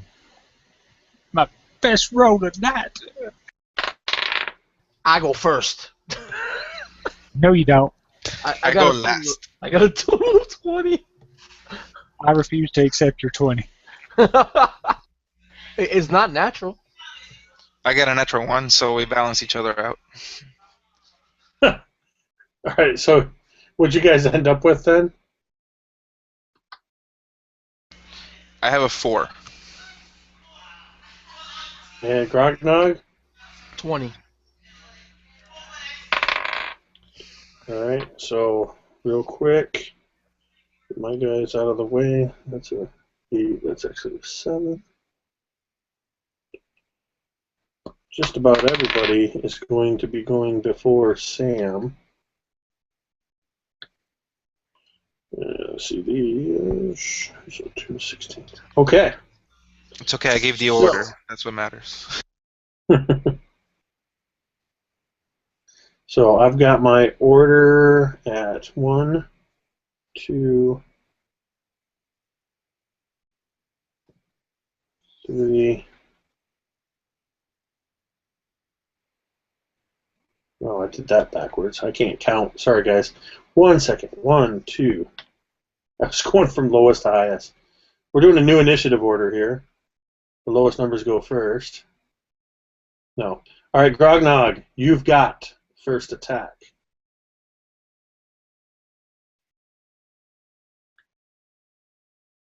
All right. So the ones we now have this little makeshift wall of fire, correct? Yep. Now we have one or two. Like, who's on the other side of the fire? Because I remember you said the ambush drake easily jumped over the pit. Yes, there are 2 ambush drakes that are on the far side of the pit. 2 kobolds dead in the pit, and everything else is on the other side of it. All right. Now, can we see these ambush drakes, or are they enveloped in the darkness? Nope. So basically, you have, starting at the furthest down the path backwards, you have ambush drakes, fire, wagon, kobolds, ogre in a shroud of darkness. All right, because the darkness I think is a 20-foot radius, correct? I think it's 15. Okay. I'll turn So back. it covers most of the road, and with the spacing between the ogre and the carts, it pretty much the ogre's the only thing in the darkness. Yep. All right. Yo, 15-foot, criminy. Okay, so what Grognog does is you have 2 ambush drakes, right? Correct. Grognog looks at the ambush drake, like he breaks his hiding, and he starts running at one of the ambush drakes, raising his glaive over his head with one hand, and rubbing the empty vial with the other. And with each step, he's like, "No, God, no, God, no, God, no, God, no," as he's charging through and casting hex on the ambush drake. He's charging. So you cast hex on the drake. I go, I go beat you up now. I'm just because it popped in my mind. Yo, Tom Watts. Wait, what? You said what? Yeah, Tom Watts.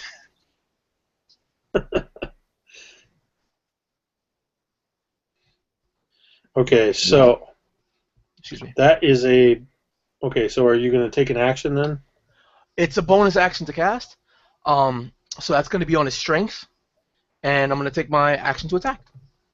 All right. And I'm not gonna go. I'm gonna stay the reach of the glaive. So I'm 10 feet away from him. Okay. Before I skewer him. Maybe I don't skewer him. I got a total of 13. That is good enough. Not good enough for a skewer, but good enough to hit. All right. 8, 12 damage. Is that with your bonus? That's with my strength bonus. And the D6 from Hex. Okay. So he's taking necrotic, and so I'm sorry. What was that number again? He took 6 necrotic and 6 slashing, and the slashing counts as magical if it makes a difference. Whether or not it makes a difference, you can't tell, but you can tell that a gash opens up on the hide of the ambush drake. And as he slashes down, Grognog will almost continue the slash, spin the glaive around him, and then raise it up over his head and look into the sky and just scream, Grognog! All right. Grix, you need to follow that up. Yes, I do. Grix will, since he was closer to the pit, but he had to get within at least 15 feet of the pit, for setting wise. One of the other ambush drakes that he has not been skewered or scared, man, not been, but it was scared. He will hold out his hand, and a 4-inch little ball of flame will appear, and he just throws it at the ambush drake. Gotta make my. All right. Gotta make my. I too got a 13. I will. You're setting the tone. You're a terrible influence. Well, that 13 is good enough to hit it with your attack. Yes. Now I have to. Crap. No, that's not. Okay, it's. Was that firebolt? No, chromatic orb. Oh, jeez. It takes 3. Oh, well, it has to. 3. It doesn't get 6, 7 damage. I'm seeing if it has to make a save. It doesn't make a save, but you choose whether it's acid, cold, fire, lightning, Yeah, poison, or thunder. It's fire. You chose fire, and that's 3d8 damage. Yes, it does 7 points of damage to it. So the fire, your 4-inch orb hits, and that was the other drake, correct? Yes. Your fiery orb hits the drake and bursts across its hide, and you can smell singed dragonkin as some of its hide burns away. And he'll hold his hand in the motion of a sword, and the blade will start pulling out of the scabbard to his hand. Nice.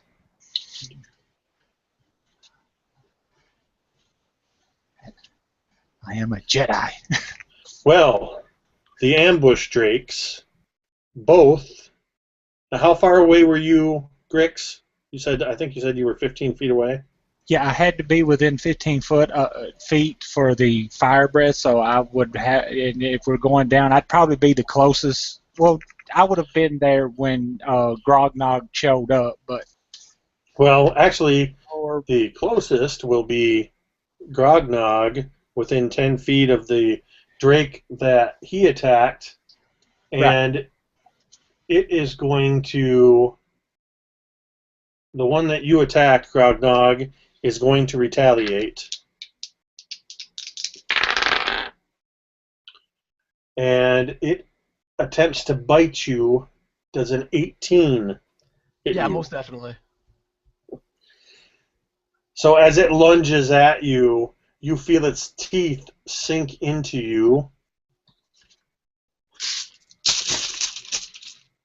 And those teeth pierce your skin for 6 points of damage. Actually, those teeth sink into the blackness that appears to be my flesh, and as it does, pieces of it start to shatter away, but it does not shatter away completely, and a burst of intense cold seeps right directly into the mouth of this thing, dealing 10 points of cold damage. Nice. Armor of Agathis. Yeah, yeah. That's why I wasn't saying anything. I was keeping your messages quiet, but I figured somebody would notice something. So you do an additional 10 points of damage? 10 points of cold damage. Oh, you do 10 points of cold damage. So as it bites into you, and it fully expects as it bites into your what it thinks is your skin, that it's going to tear your arm off. And as this little bit shatters and the cold seeps into it, you see its eyes first freeze over into ice crystals, quickly followed by the rest of it as the entire ambush drake freezes solid. Awesome. Did you say he did 6 points of damage to me? Yes. Okay, cool.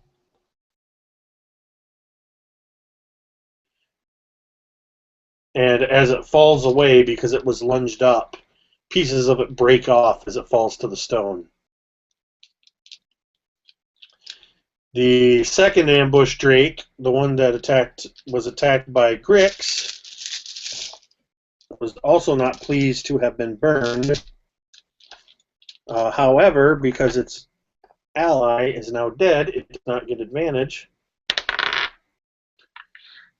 Is a 17 good enough to hit Grix? No.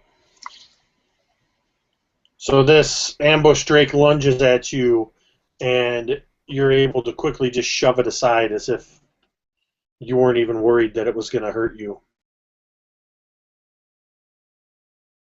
The kobolds are starting to get their wits about them, and I'm going to do this. There are 6 kobolds that can see you guys. 1, 2. What is that?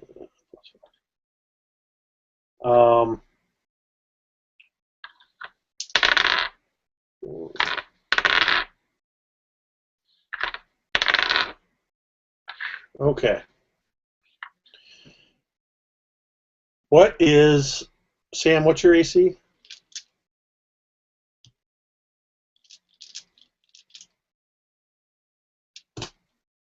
Sam? I'm sorry, I was muted. 16. And Nelson, are you hit? Sorry, Grognog, are you hit by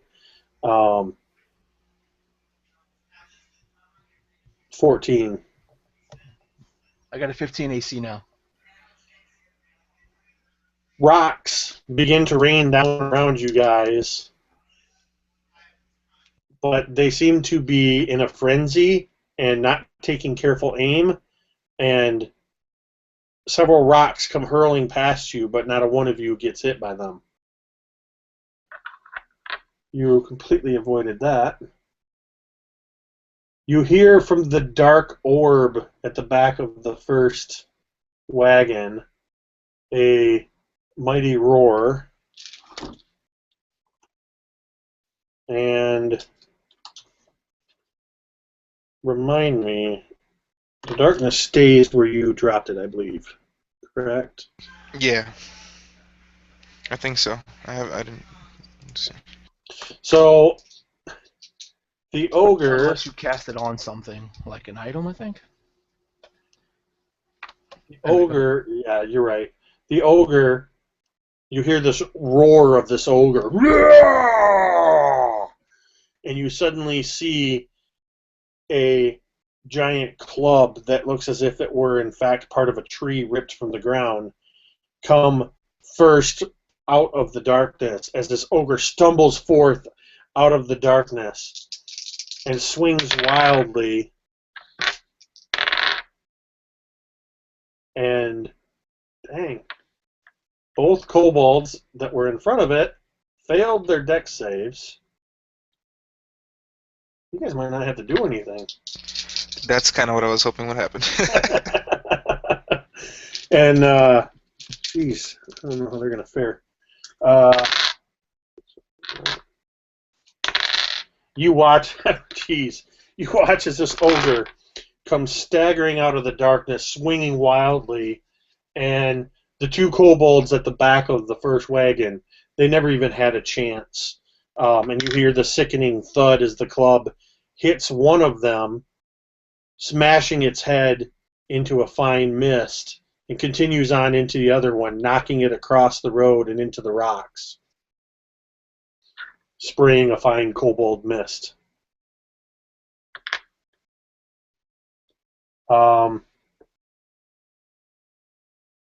Let's see. You hear another roar from around the bend, but that is that. And Sam, All right, so it's your turn.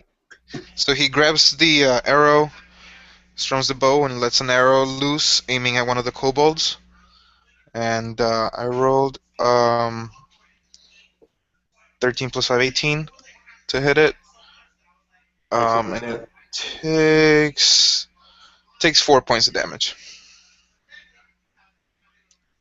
So the arrow goes flying through the air, and then strikes the kobold in the shoulder. All right. He was not expecting that. And you hear a impish draconic cry as the arrow finds its mark. Is that your turn?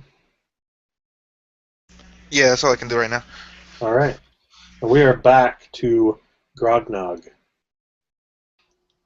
All right, Grognog, with this ambush drake biting him, freezing over and falling to the ground. Right, Grognog twirls the glaive above his head, then slams it blade first down to one of the icy chunks that was once this ambush drake. The ice shatters and instantly turns into black smoke, crawls up this black blade, across his hands, over to the area that was partially shattered from the bite, filling it in, making it like new once again. Grognog then turns his head to the side and points at the other ambush drake as he passes the hex along to him. All right. So I'll message you what I did. Okay. Is that your turn? Excellent. Grix, Okay. you are up. There's still the one at ambush drake. Sorry. Yep, I'll use my sword, and I'm gonna raise it up above my head and bring it down into a wide arc. And I'll 12. You swing your arc just a little bit too wide and barely graze the scales of the ambush drake, dealing no damage. Well, shoot.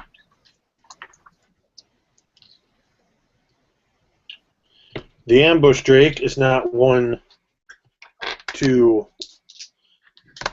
is not much of a tactician, but its instincts are honed enough that it's not going to miss an opportunity, but it is going to miss on this attack, as it snaps at where your blade was a moment ago rather than snapping at you. The kobolds begin to rally a little bit and are taking aim. More rocks begin to rain in.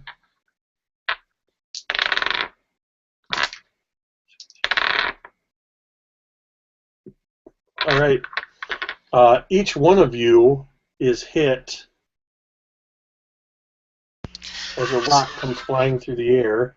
So it's up to you if you want to allow me to do this because I'm holding a bow, but I have a feat that allows me to use my sword to kind of add to my armor class. As if I'm defending myself. It's called Defensive Duelist, I believe. Yeah, Defensive Duelist. So it would add another I think 2 that's to a my armor gold. class. Yeah, but what I would say is like, okay, so he's reaching for his bow, for his arrow in his quiver, and then he sees this pebble coming at him, so he grabs the sword on his back, draws it, and swats the stone away. But if you don't want to allow that to happen, it's up to you. I don't know if it will still hit me at an 18. It,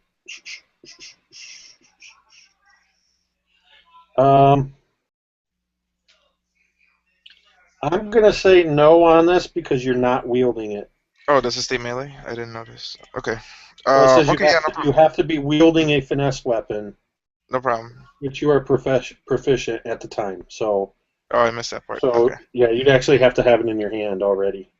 Okay, no So, problem. Yeah, so you how much damage? I'm sorry. you are each going to take.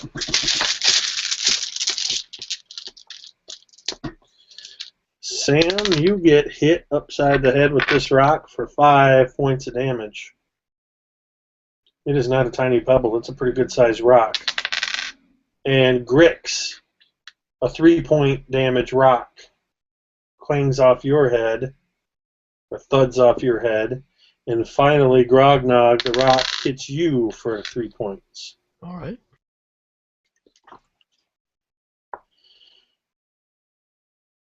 And 1, 2, 3. Come on. And, all right. And the ogre.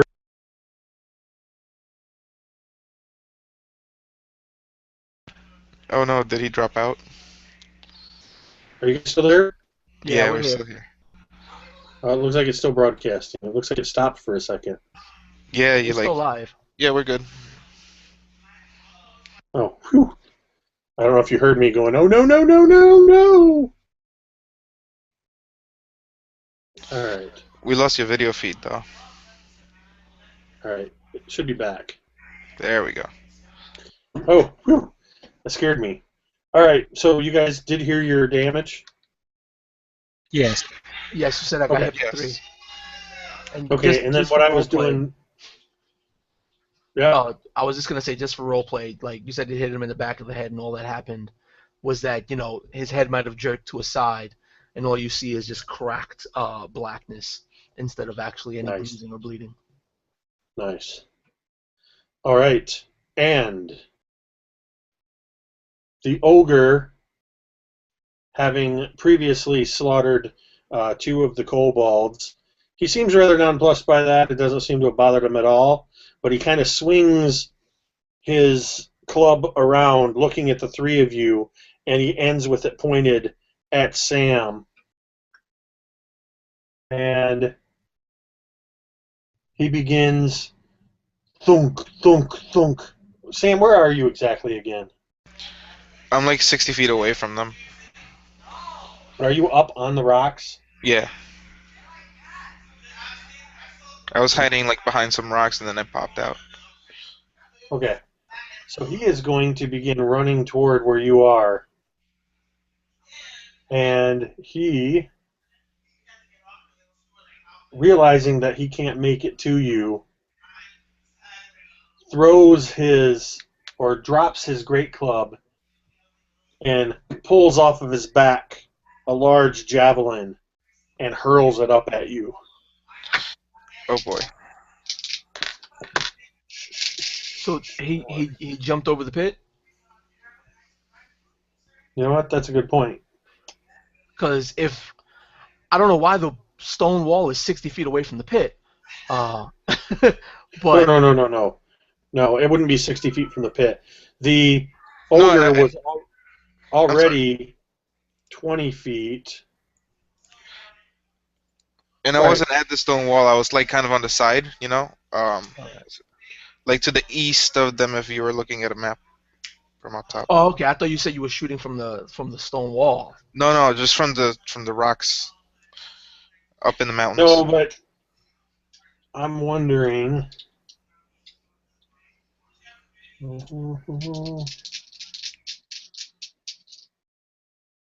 I think he's going to stop short of the fire pit, actually, which is actually going to put him. He's still going to drop his club. He's still going to draw his javelin. And he's still going to hurl it at Sam. But, Sam, you are slightly out of range for him. And he rolls for a 16. Which is enough to hit my armor class, but I can do this. This is a really hard missile to catch, but I have this ability that lets me deflect, catch the missile when you are hit by a ranged weapon attack. When you do so, the damage you take from the attack is reduced by 1d10 plus my dexterity modifier plus my monk level. Okay, so roll your damage. He's catching a tree. Yeah, basically what I'm going to try to do. Oh, it's just a slightly larger than normal javelin, this one, but it's still bigger than an arrow, which is normally what's deflected. That is going to be a 5 plus 4. That is 9 points of piercing damage that Woohoo! you are So attempting to block. I got 11 altogether because I rolled a 5 on the d10. So it's 5 plus my dexterity modifier, which is 3, plus my monk level, which is 3. So I caught Nice. it. So I basically snatched this thing out of the air and try to launch it back at him. And I think I get to do an attack, right? I'm sorry, I haven't played a monk before, so I'm learning some of the stuff. I'm sorry. I You, should be helping. I'm just laughing too much. you spend 1 key point to make a ranged attack. Yeah, sweet. So I'm doing that. My last key point to make a ranged attack against this thing. Yep. So I'm gonna roll that d20. So I got a 13 plus 5. I don't know. Am I proficient with tree? So probably 13 plus 3. So 16 to hit it. So this ogre comes running from the back, having just emerged from the darkness and killing 2 kobolds. Roar! And he throws his club on the ground and he grabs his javelin and he stops short at the fire and he hurls it up at you. And as the javelin comes flying at you, your monk reflexes and the words of your teacher Katsumuto Indeed. echo in your ears, and you just, with peace and tranquility, snatch this javelin out of the air and, using its own momentum, spin it around your head and hurl it right back at the ogre, where it thunks into his chest. Roll 2d6 and add your modifier for damage. 11 points of damage.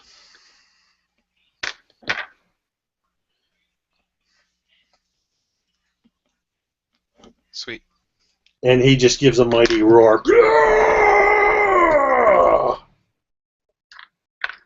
All right. That was impressive. And around the bend, pushing past another cart, comes the other ogre. And he just kind of comes around the bend and is surveying, but he is way too far away to be able to do anything.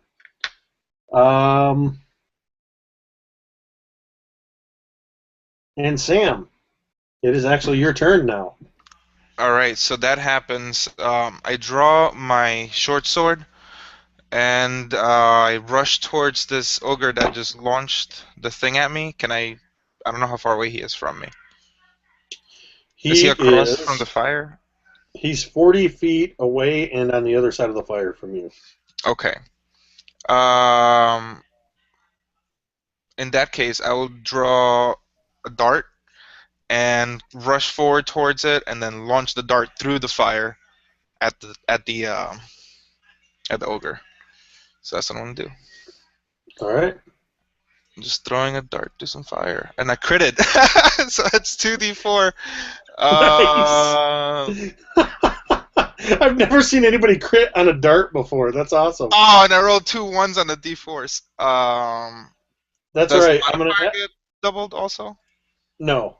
Okay. You double. So You roll twice. Add your modifier, but I want you to roll one more d4 because the dart's on fire. awesome. So that's a 3. So that would be 5, 6, 7, 8 points of damage. Nice. All right. And we are back to Grognog. Just Waiting watching patiently in the wings. this puny human grab and somehow toss around this giant javelin and have it pierce through this ogre's chest. Grognog takes just the briefest of moments to start laughing. And he's standing there as he's laughing maddenly. And then starts stepping slowly and keeping up his pace with every step. Again, Grognog, as he charges the only remaining ambush Drake on this side of the fire. All right. Where's my d20? Okay.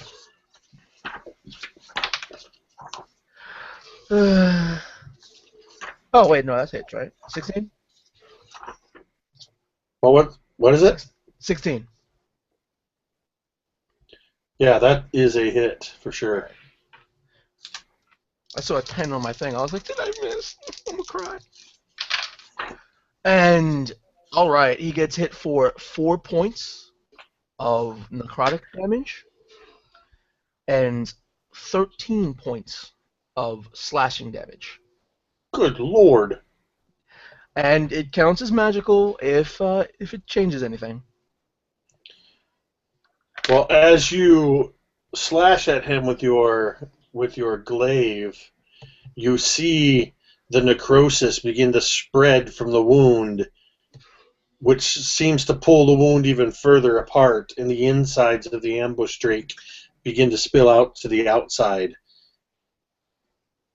It's dead before it hits the ground. Hits the ground. It's the ground. All right, ground. cool. And as it hits the ground, and as some of those insides come out, they almost seem to writhe with a life of their own, and they quickly rot and turn black and break off from the rest of the ambush drake and slide and slither towards me, crawling up me, and then blending with the onyx form that I now possess. Nice.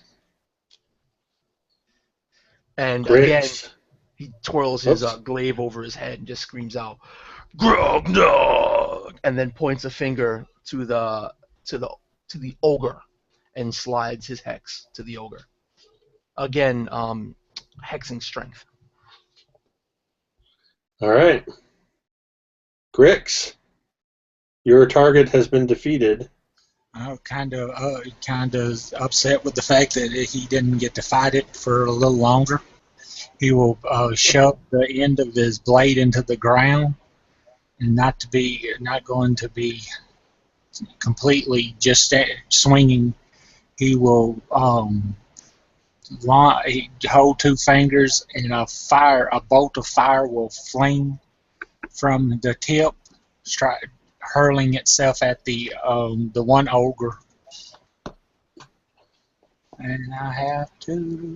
Which one? The one that already has a javelin in its chest? Yeah. Or the one that... Okay. Yeah.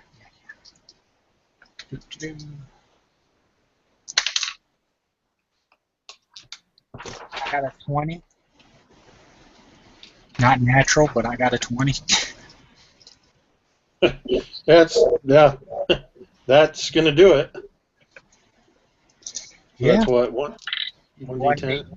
Yeah, 1d10. 6 damage.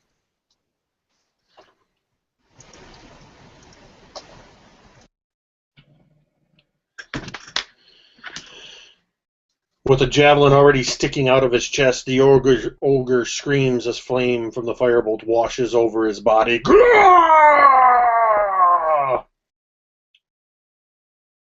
And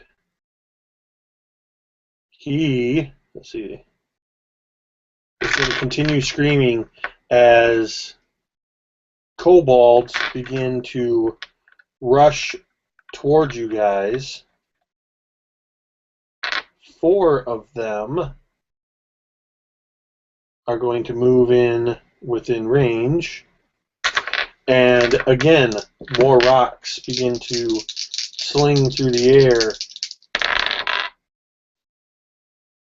A rock hits you, Grognog. A rock.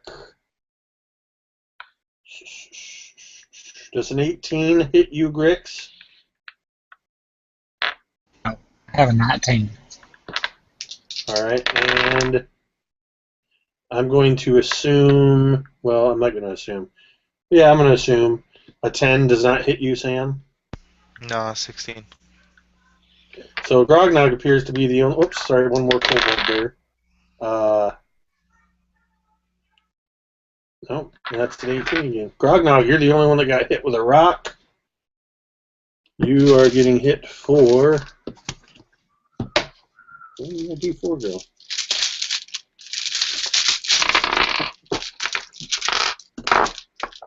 There you go. 4 points. 4 points of bludgeoning. Yeah, again, it shatters some of the blackness, but that's all you see there. Grognog just grins. And you see from around the bend 4 more kobolds come rushing around. They are too far away to do anything. The ogre with the javelin in his chest looks over at Grix, who coated him in fire. And he looks over at Sam, who hurled his own javelin back at him. And looking you in the eyes, he grabs the javelin and yanks it out of his chest and hurls it back up at you. I say, you want to play this game again? Let's do it. I'll prepare myself to try to catch it again, if possible. 16. Yeah, that'll hit me. Roll your damage. And that would be... Oh, I just rolled 2 6s. Oh, That's 20 points of damage. okay, I rolled a 10 on the D10. Sorry, 1 second. 10 plus 3 plus 3. So 16. No, I don't get enough. So I get hit 20 points of damage? 20 points as the Ouch. javelin. I am really, really hurt after that. So it basically hits me right square in the chest and shoots me back like 5 feet.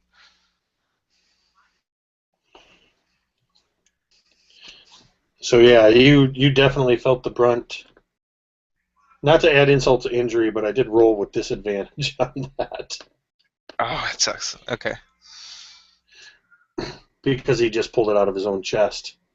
And at this point, the other ogre that just came around the bend, you see, it kind of sees what's going on, and it's kind of tight between the cavern wall, or the canyon wall, and where the cart is, as it's trying to get past the front wheel. And out of anger, it just shoves and kind of flips the wagon forward, so that it flips up, and it actually kind of twists, and you can hear the oxen crying out as they get caught and twisted up in the yoke. And as the wagon kind of comes forward and then to the side and crashes back down to the ground, kind of almost upside down, but more on its side. The cover over the wagon rips away, and the side of the wagon splinters, and you see what appears to be a statue come tumbling out and roll across the ground. And this statue looks to be of a young girl of about, it looks like about a 12 or 13-year-old girl. And you see that the statue it's kind of laying on its side, but she's got her hands like kind of held up defensively in front of her face, and you see that the base of the statue, as it kind of rolls and pivots along on the statue part, you see that the base is actually a chunk of stone that looks as if it were some kind of flooring that were cut right out of someplace. And there is a glowing glyph at the feet of the statue. And continuing its motion, now that its path is clear, the ogre, the statue partially in its way, the ogre swings its club against the base of the statue, and you hear the sound of the ogre's club splintering, but he swung hard enough that the base of the statue actually cracks, and you see the light of this glyph wink out. And in that moment, you realize that is in fact not a statue of a young girl, but it is in fact a living young girl that was trapped in some kind of spell, that when the glyph was broken, the spell was broken. And the very first thing you hear is this horrific, high-pitched, screaming sound as this girl cries out, "No!" I need everybody to make an intelligence save. Grognog doesn't seem to be too happy about that. No, neither am I. Intelligence, eh? I've gotten a whopping 9. 7 for me. I got a 19, so I can do good on saves, but I cannot do good on attacks. I got you beat this time, Nelson. Let's see. Neither of the ogres saved.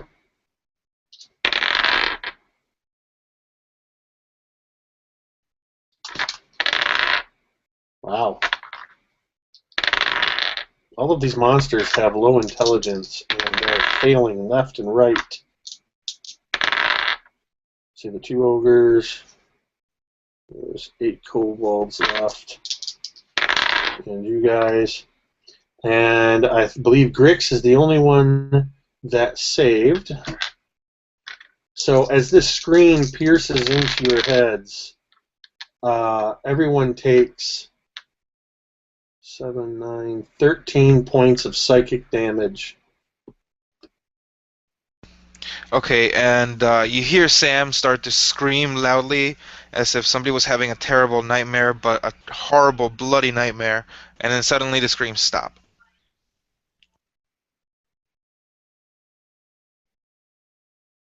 You're muted, buddy. Damn.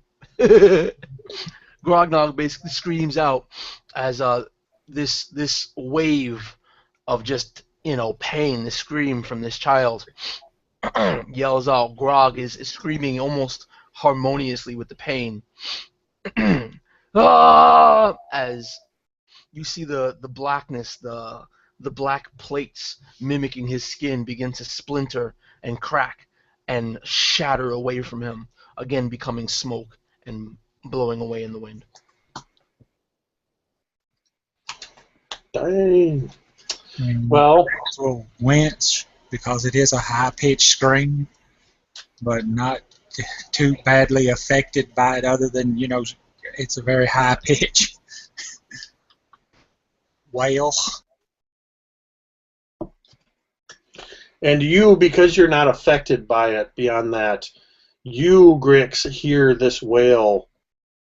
Within this scream, you hear pure terror and betrayal. You also notice that, Sam, just to clarify, did you fall unconscious? Yes, I did. Okay. So you notice that Sam, when he stopped screaming, has collapsed. You also notice that all 8 of the kobolds grasped at their heads, and you actually saw blood coming out of some of their ears, and every one of them dropped to their knees and collapsed where they were. The ogre that had already been javelined and fired and whatnot collapses to his knees, as does the one that was the closest to her. They don't seem to be dead, but they collapse. Grix, you're the only other one that will get to act this round. And just exactly how far is the little girl away from me? I know I'm over the pit, and I know she was pretty far back. Probably about 60 feet. Okay, then Grix is going to double move, jumping over the fire pit to go to where she is to kind of protect her in case that ogre gets up. I will put myself between her and the ogre. All right. So as you get to the ogre, and after this few seconds, Grognog, you're able to, if you're still conscious, you're able to recover from this, and you can see that Grix has sprinted across to defend this little girl, and as you get near her, she scrambles to her feet, and she looks right at you, and she screams, "Who are you? Why am I here? Where is my father?" And all of a sudden, she just kind of throws her hands at the ground, and she shoots 30 feet straight up in the air, and her eyes have begun glowing. Just this tremendous, piercing blue energy from her eyes. She tilts her head back, and she screams again, but this time the scream is directed straight up into the heavens, and no one is affected by it. Grognog, you're up.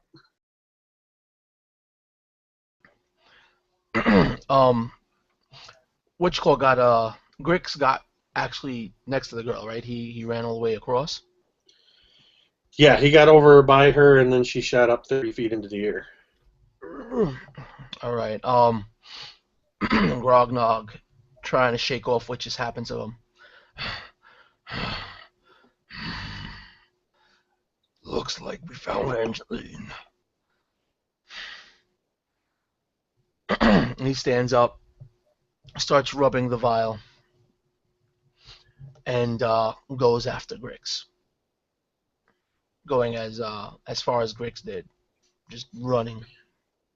All right. The ogres, which are relatively close to both of you now at this point. Well, the first one is, sorry, the one that shattered her base. They're actually fairly close together. So you're within, all of you are within about 20 feet of each other. And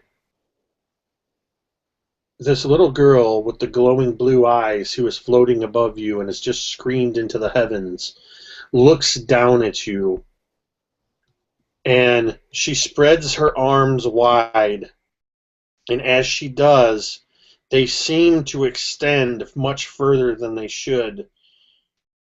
And in the morning sunlight, even her very skin, at first she appears to have gone from this pale looking little girl to a bronzed skin uh, that of one who has been in the sun far too long, and then eventually her skin actually takes on a copper tone, and that was an unintentional suntan lotion joke.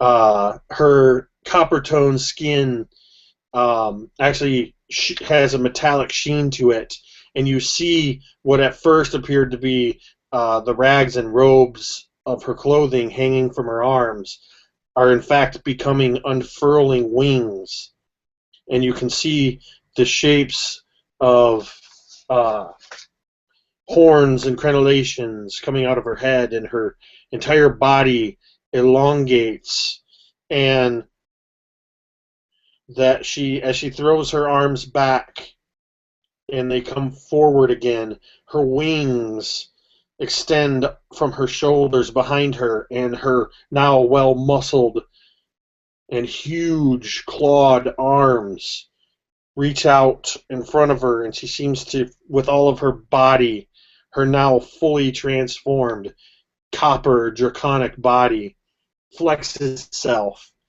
This time her scream is a mighty roar as she yells up into the sky. And now hovering 30 feet above you with a flap of its wings is a large copper dragon.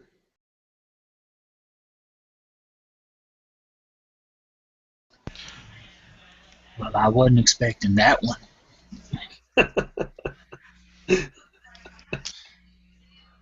Okay, dragons. You want my death save yet? Yeah, let's go ahead and make a death save in there. 8. So I'm bleeding out. Like, yeah, he's completely unconscious and he's just bleeding out slowly.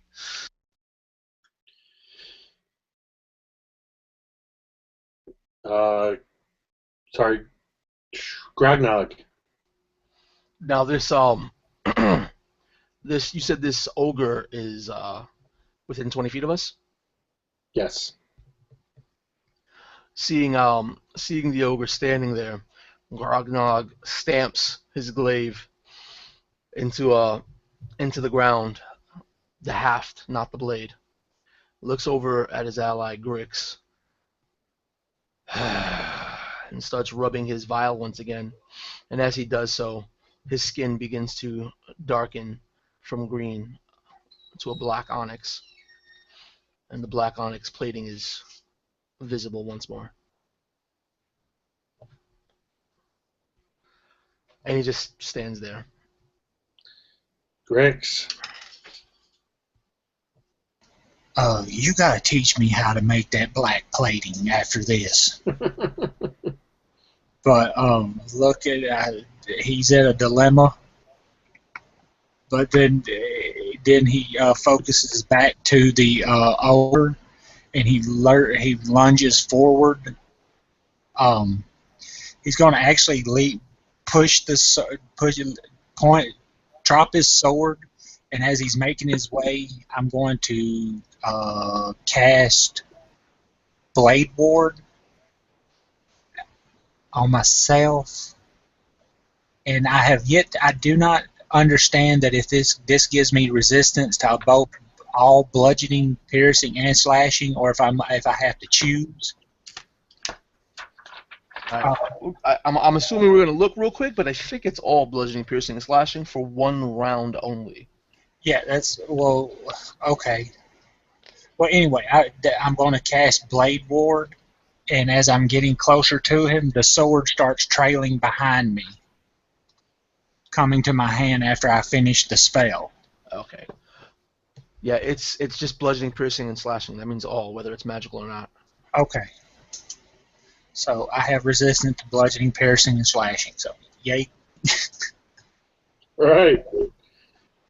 And the copper dragon looks down at you, and it furls its wings upward once and drops almost the full 30 feet down towards you. And with its legs, with its lower claws, one in each claw, it grasps. I'm sorry, no, it grasps the ogre that broke the statue with both of its claws, digging into its shoulder, and begins flapping its wings and flies to the full extent that it can, a full 80 feet in the air. And as it gets to the peak of its height, it releases the ogre. Oh, I don't like the sound of that. 12, 17, 18, 19, 20, 21, 22, 23, 27. And the ogre slams hard into the ground, and you hear the sound of breaking bones as its legs are shattered.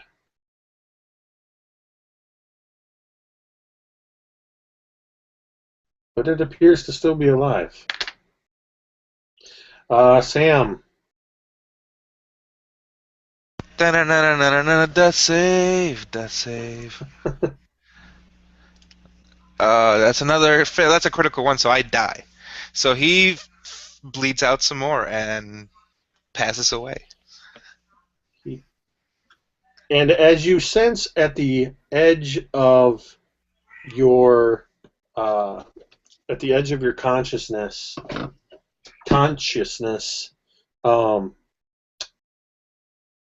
the impending light, the beckoning of whatever god or force or anything that you may believe in,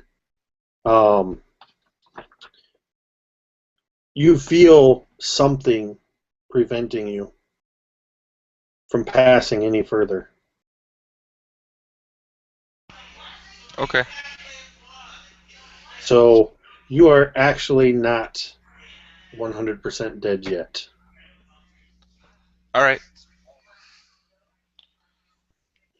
And yeah, we'll just leave it at that for the moment. You'll just let me know what to do next round. Yep. All right, Grognog. The ogre that she dropped, is he writhing in pain, or is he just lying there motionless? It is very much alive and in pain.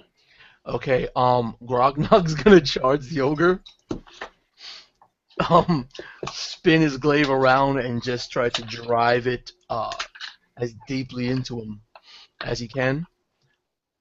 And I'm just gonna roll that real quick. All right. Now he's prone, correct? Yes. Sorry. Yes. All right. So I rolled a 14 and that's cocked.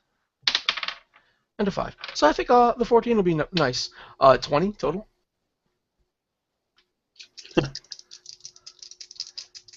Whether from malice or mercy, your blow ends that ogre's life.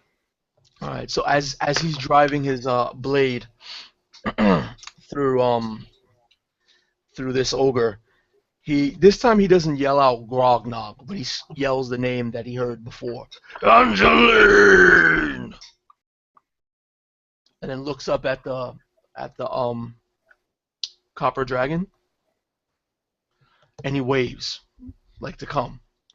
Not a threatening wave, not that little Matrix wave, but like a come on wave.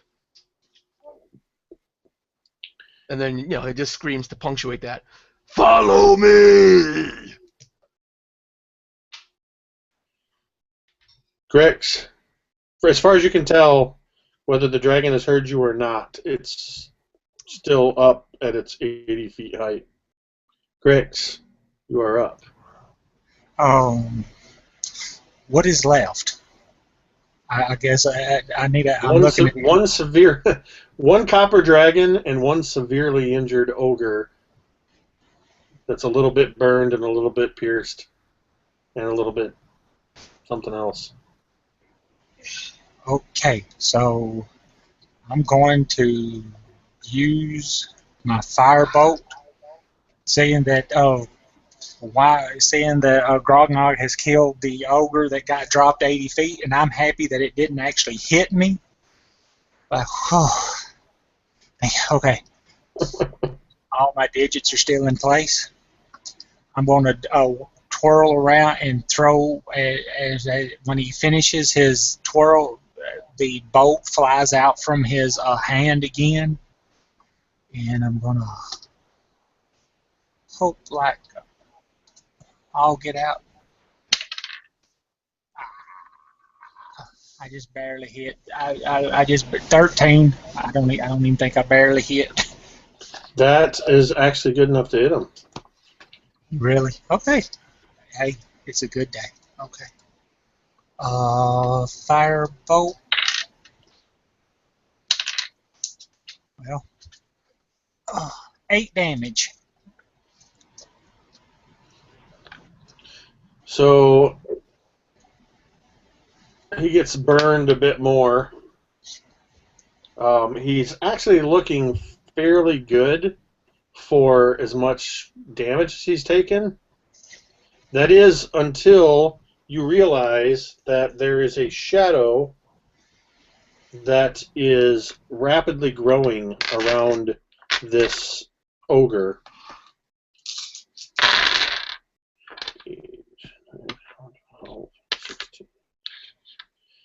Yep, that'll do it.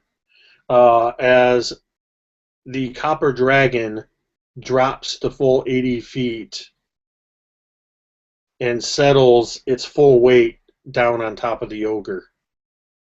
You actually see it sink into the earth several inches under the weight of the dragon. That is the bits that don't go squirting out when the dragon crushes it. And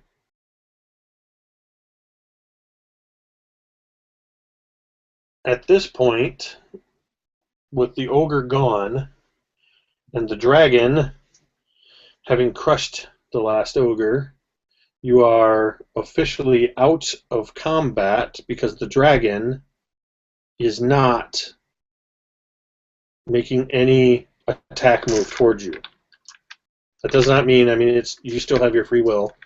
You can do whatever it is you would. So what happened to Sam? Is he just knocked out? You're still, you're still unconscious at this point for the moment.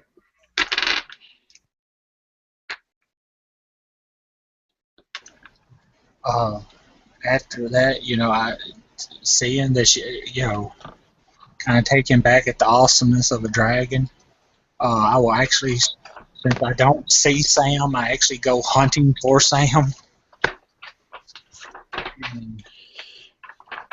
And as you begin moving that way, the dragon alights again, and actually quickly overtakes you and lands up amongst the rocks where Sam's body is laying. And you can see that the dragon is looking down and cocking its head back and forth, just kind of looking like almost as if confused by what has happened. And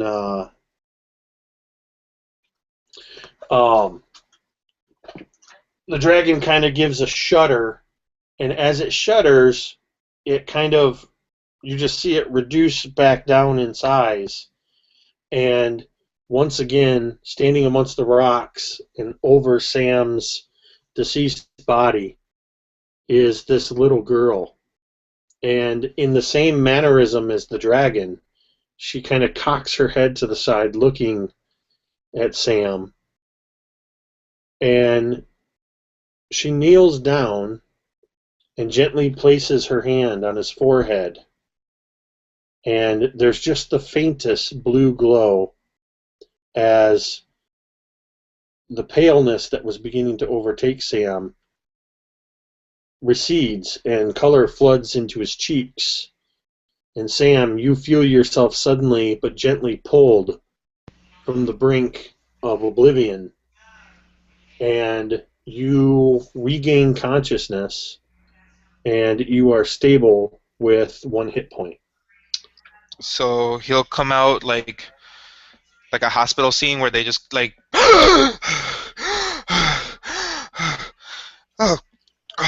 I'm alive. Thank And you. she continues, you see her just, she's, less than a foot, her face is less than a foot away from you, and she looks down at you, again with that quizzical head cocked to the side, and she says, I don't know how I know, but I know you are good. And she stands up and she looks around at the 3 of you, and she says, I know that all of you are good. And I don't know when or how, but I feel as though our fates are now intertwined. And she cocks her head to the side, and she just simply says, don't be afraid. And she leaps into the air and becomes the dragon, and gently alights down amongst you. And in fact, as she leaps up and transforms into the dragon, one of her talons gently grabs you, Sam, and she carefully sets you down amongst your friends. And I say, And thank you. Thank you very much. And she says, this time, her voice not that of a little girl, but booming and bassy, echoing off the cavern walls, she says, no, thank you. And she envelops the 3 of you in her wings for a moment, and then each of you feels her wings gently just caressed over your body like a silk sheet being dragged across you. And then she hovers up into the air and she looks down at you again. And she says, we shall meet again. I am Parathina, the Angeline. And where did you guys have your copper ore, your raw copper on your person? Where was it? I had it in my pocket. I had it somewhere on the floor of the place where we were when I threw it on the floor. And Grix? It was in my backpack. Actually, I Well, guess it'd be like Sam, a belt pouch or something. Because they don't really have pockets, right? you feel where it was in your pocket that as she says her name, Parathina, the Angeline, you feel a subtle but sudden absence in your pocket. Okay. But you feel a cool metallic feeling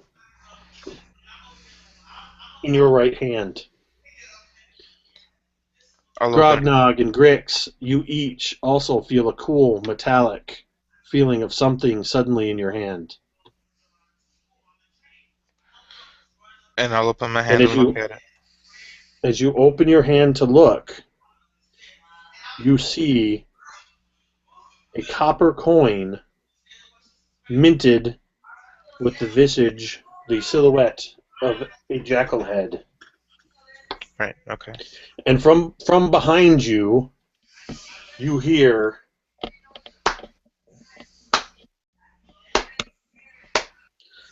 what starts as a slow clapping of a single person becomes the clapping of 5 individuals. And you turn to see Sexton, Drugel, Brock, and Troll, and Burgletook, all standing further down the pass from where you came when you first set up the ambush, and they are applauding you. And you simply hear Troll say, "Minty fresh!"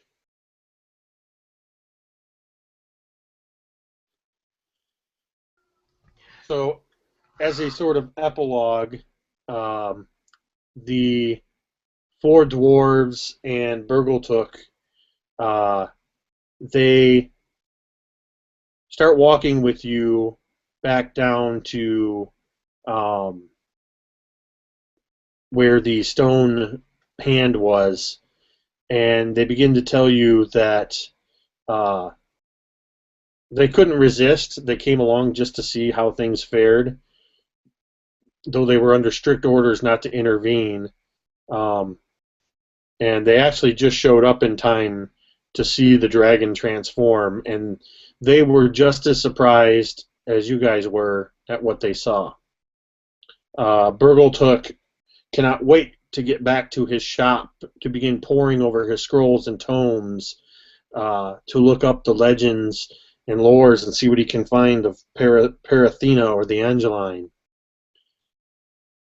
But they tell you this: despite the Arthenvale's nickname of Dragon Grinn and the occasional dragon folk such as yourself, Grix, that dragons are indeed a rare occurrence in these parts. And this has to mean something. But more importantly, you have all been minted by the Copper Jackals. And they take you through the portal and take you back to the town of Burgush, where you were able to get your drink on, get your rest on, and stay as long as you like until you are summoned to get bitten. Awesome. All right. I'm going to, real quick, we're going to wrap up here in a moment, but I want to thank each of you for participating. Again, if you have any YouTube channels or anything you want to plug, go ahead and do that now. I don't have anything to plug, guys. It was fun playing with you. Yeah, it was. This was definitely a blast. For anybody still in here who forgot, my name is Nelson, the totally immersed power gamer, and I have a YouTube and Facebook group, Infinite Roleplay, and a drive-through RPG store where I have maps for pay what you want pack, and I plan to start releasing some comics and adventure sets as well. I have no website or no YouTube channel to plug, so it was great playing with y'all again. Well, I played with Nelson once, I believe, or ran in there, but hey, it was cool to get to play D&D again. Well, I want to personally thank each and every one of you. Nelson has the distinct honor of the being my DM for my first ever one shot, and the person that first told me about the tabletop one shot group, which ultimately, of course, led to the Copper Jackals and so much more. And I also know Nelson from the crafting forums. My own channel is Mini Terrain Domain on YouTube. I also have a Facebook, facebook.com/Mini Terrain Domain. I'm also on Twitter. If you search for Mini Terrain Domain, it is at Jacob W. Norman with 2 O's. Just search for Mini Terrain Domain. In fact, if you search for Mini Terrain Domain, it's me. I'm the only one out there. So check out my YouTube channel. Right now, there's some crafting videos on table cheap and not so cheap tabletop crafting for D&D and RPGs. This is my first role-playing video to appear on my channel, and it will not be my last. I plan to have several more of these, as well as additional Dungeons & Dragons 5th edition focused content. So stay tuned for that. Again, thank you for playing. Stick around for a moment, guys. Thank you guys, everyone who watched, and those who are watching it on the recordings. Be sure to leave comments down below and tell us what you thought about it. Tell me what you thought about it. Once again, I've been Jake, and I've been Mini Terrain Domain, MTD. Mitada. And I just lost it. One moment. At least this is the time to have a technical glitch at the very end of the show, right? Yep. Yeah, if you're gonna have one, it's the best time. I lost my window.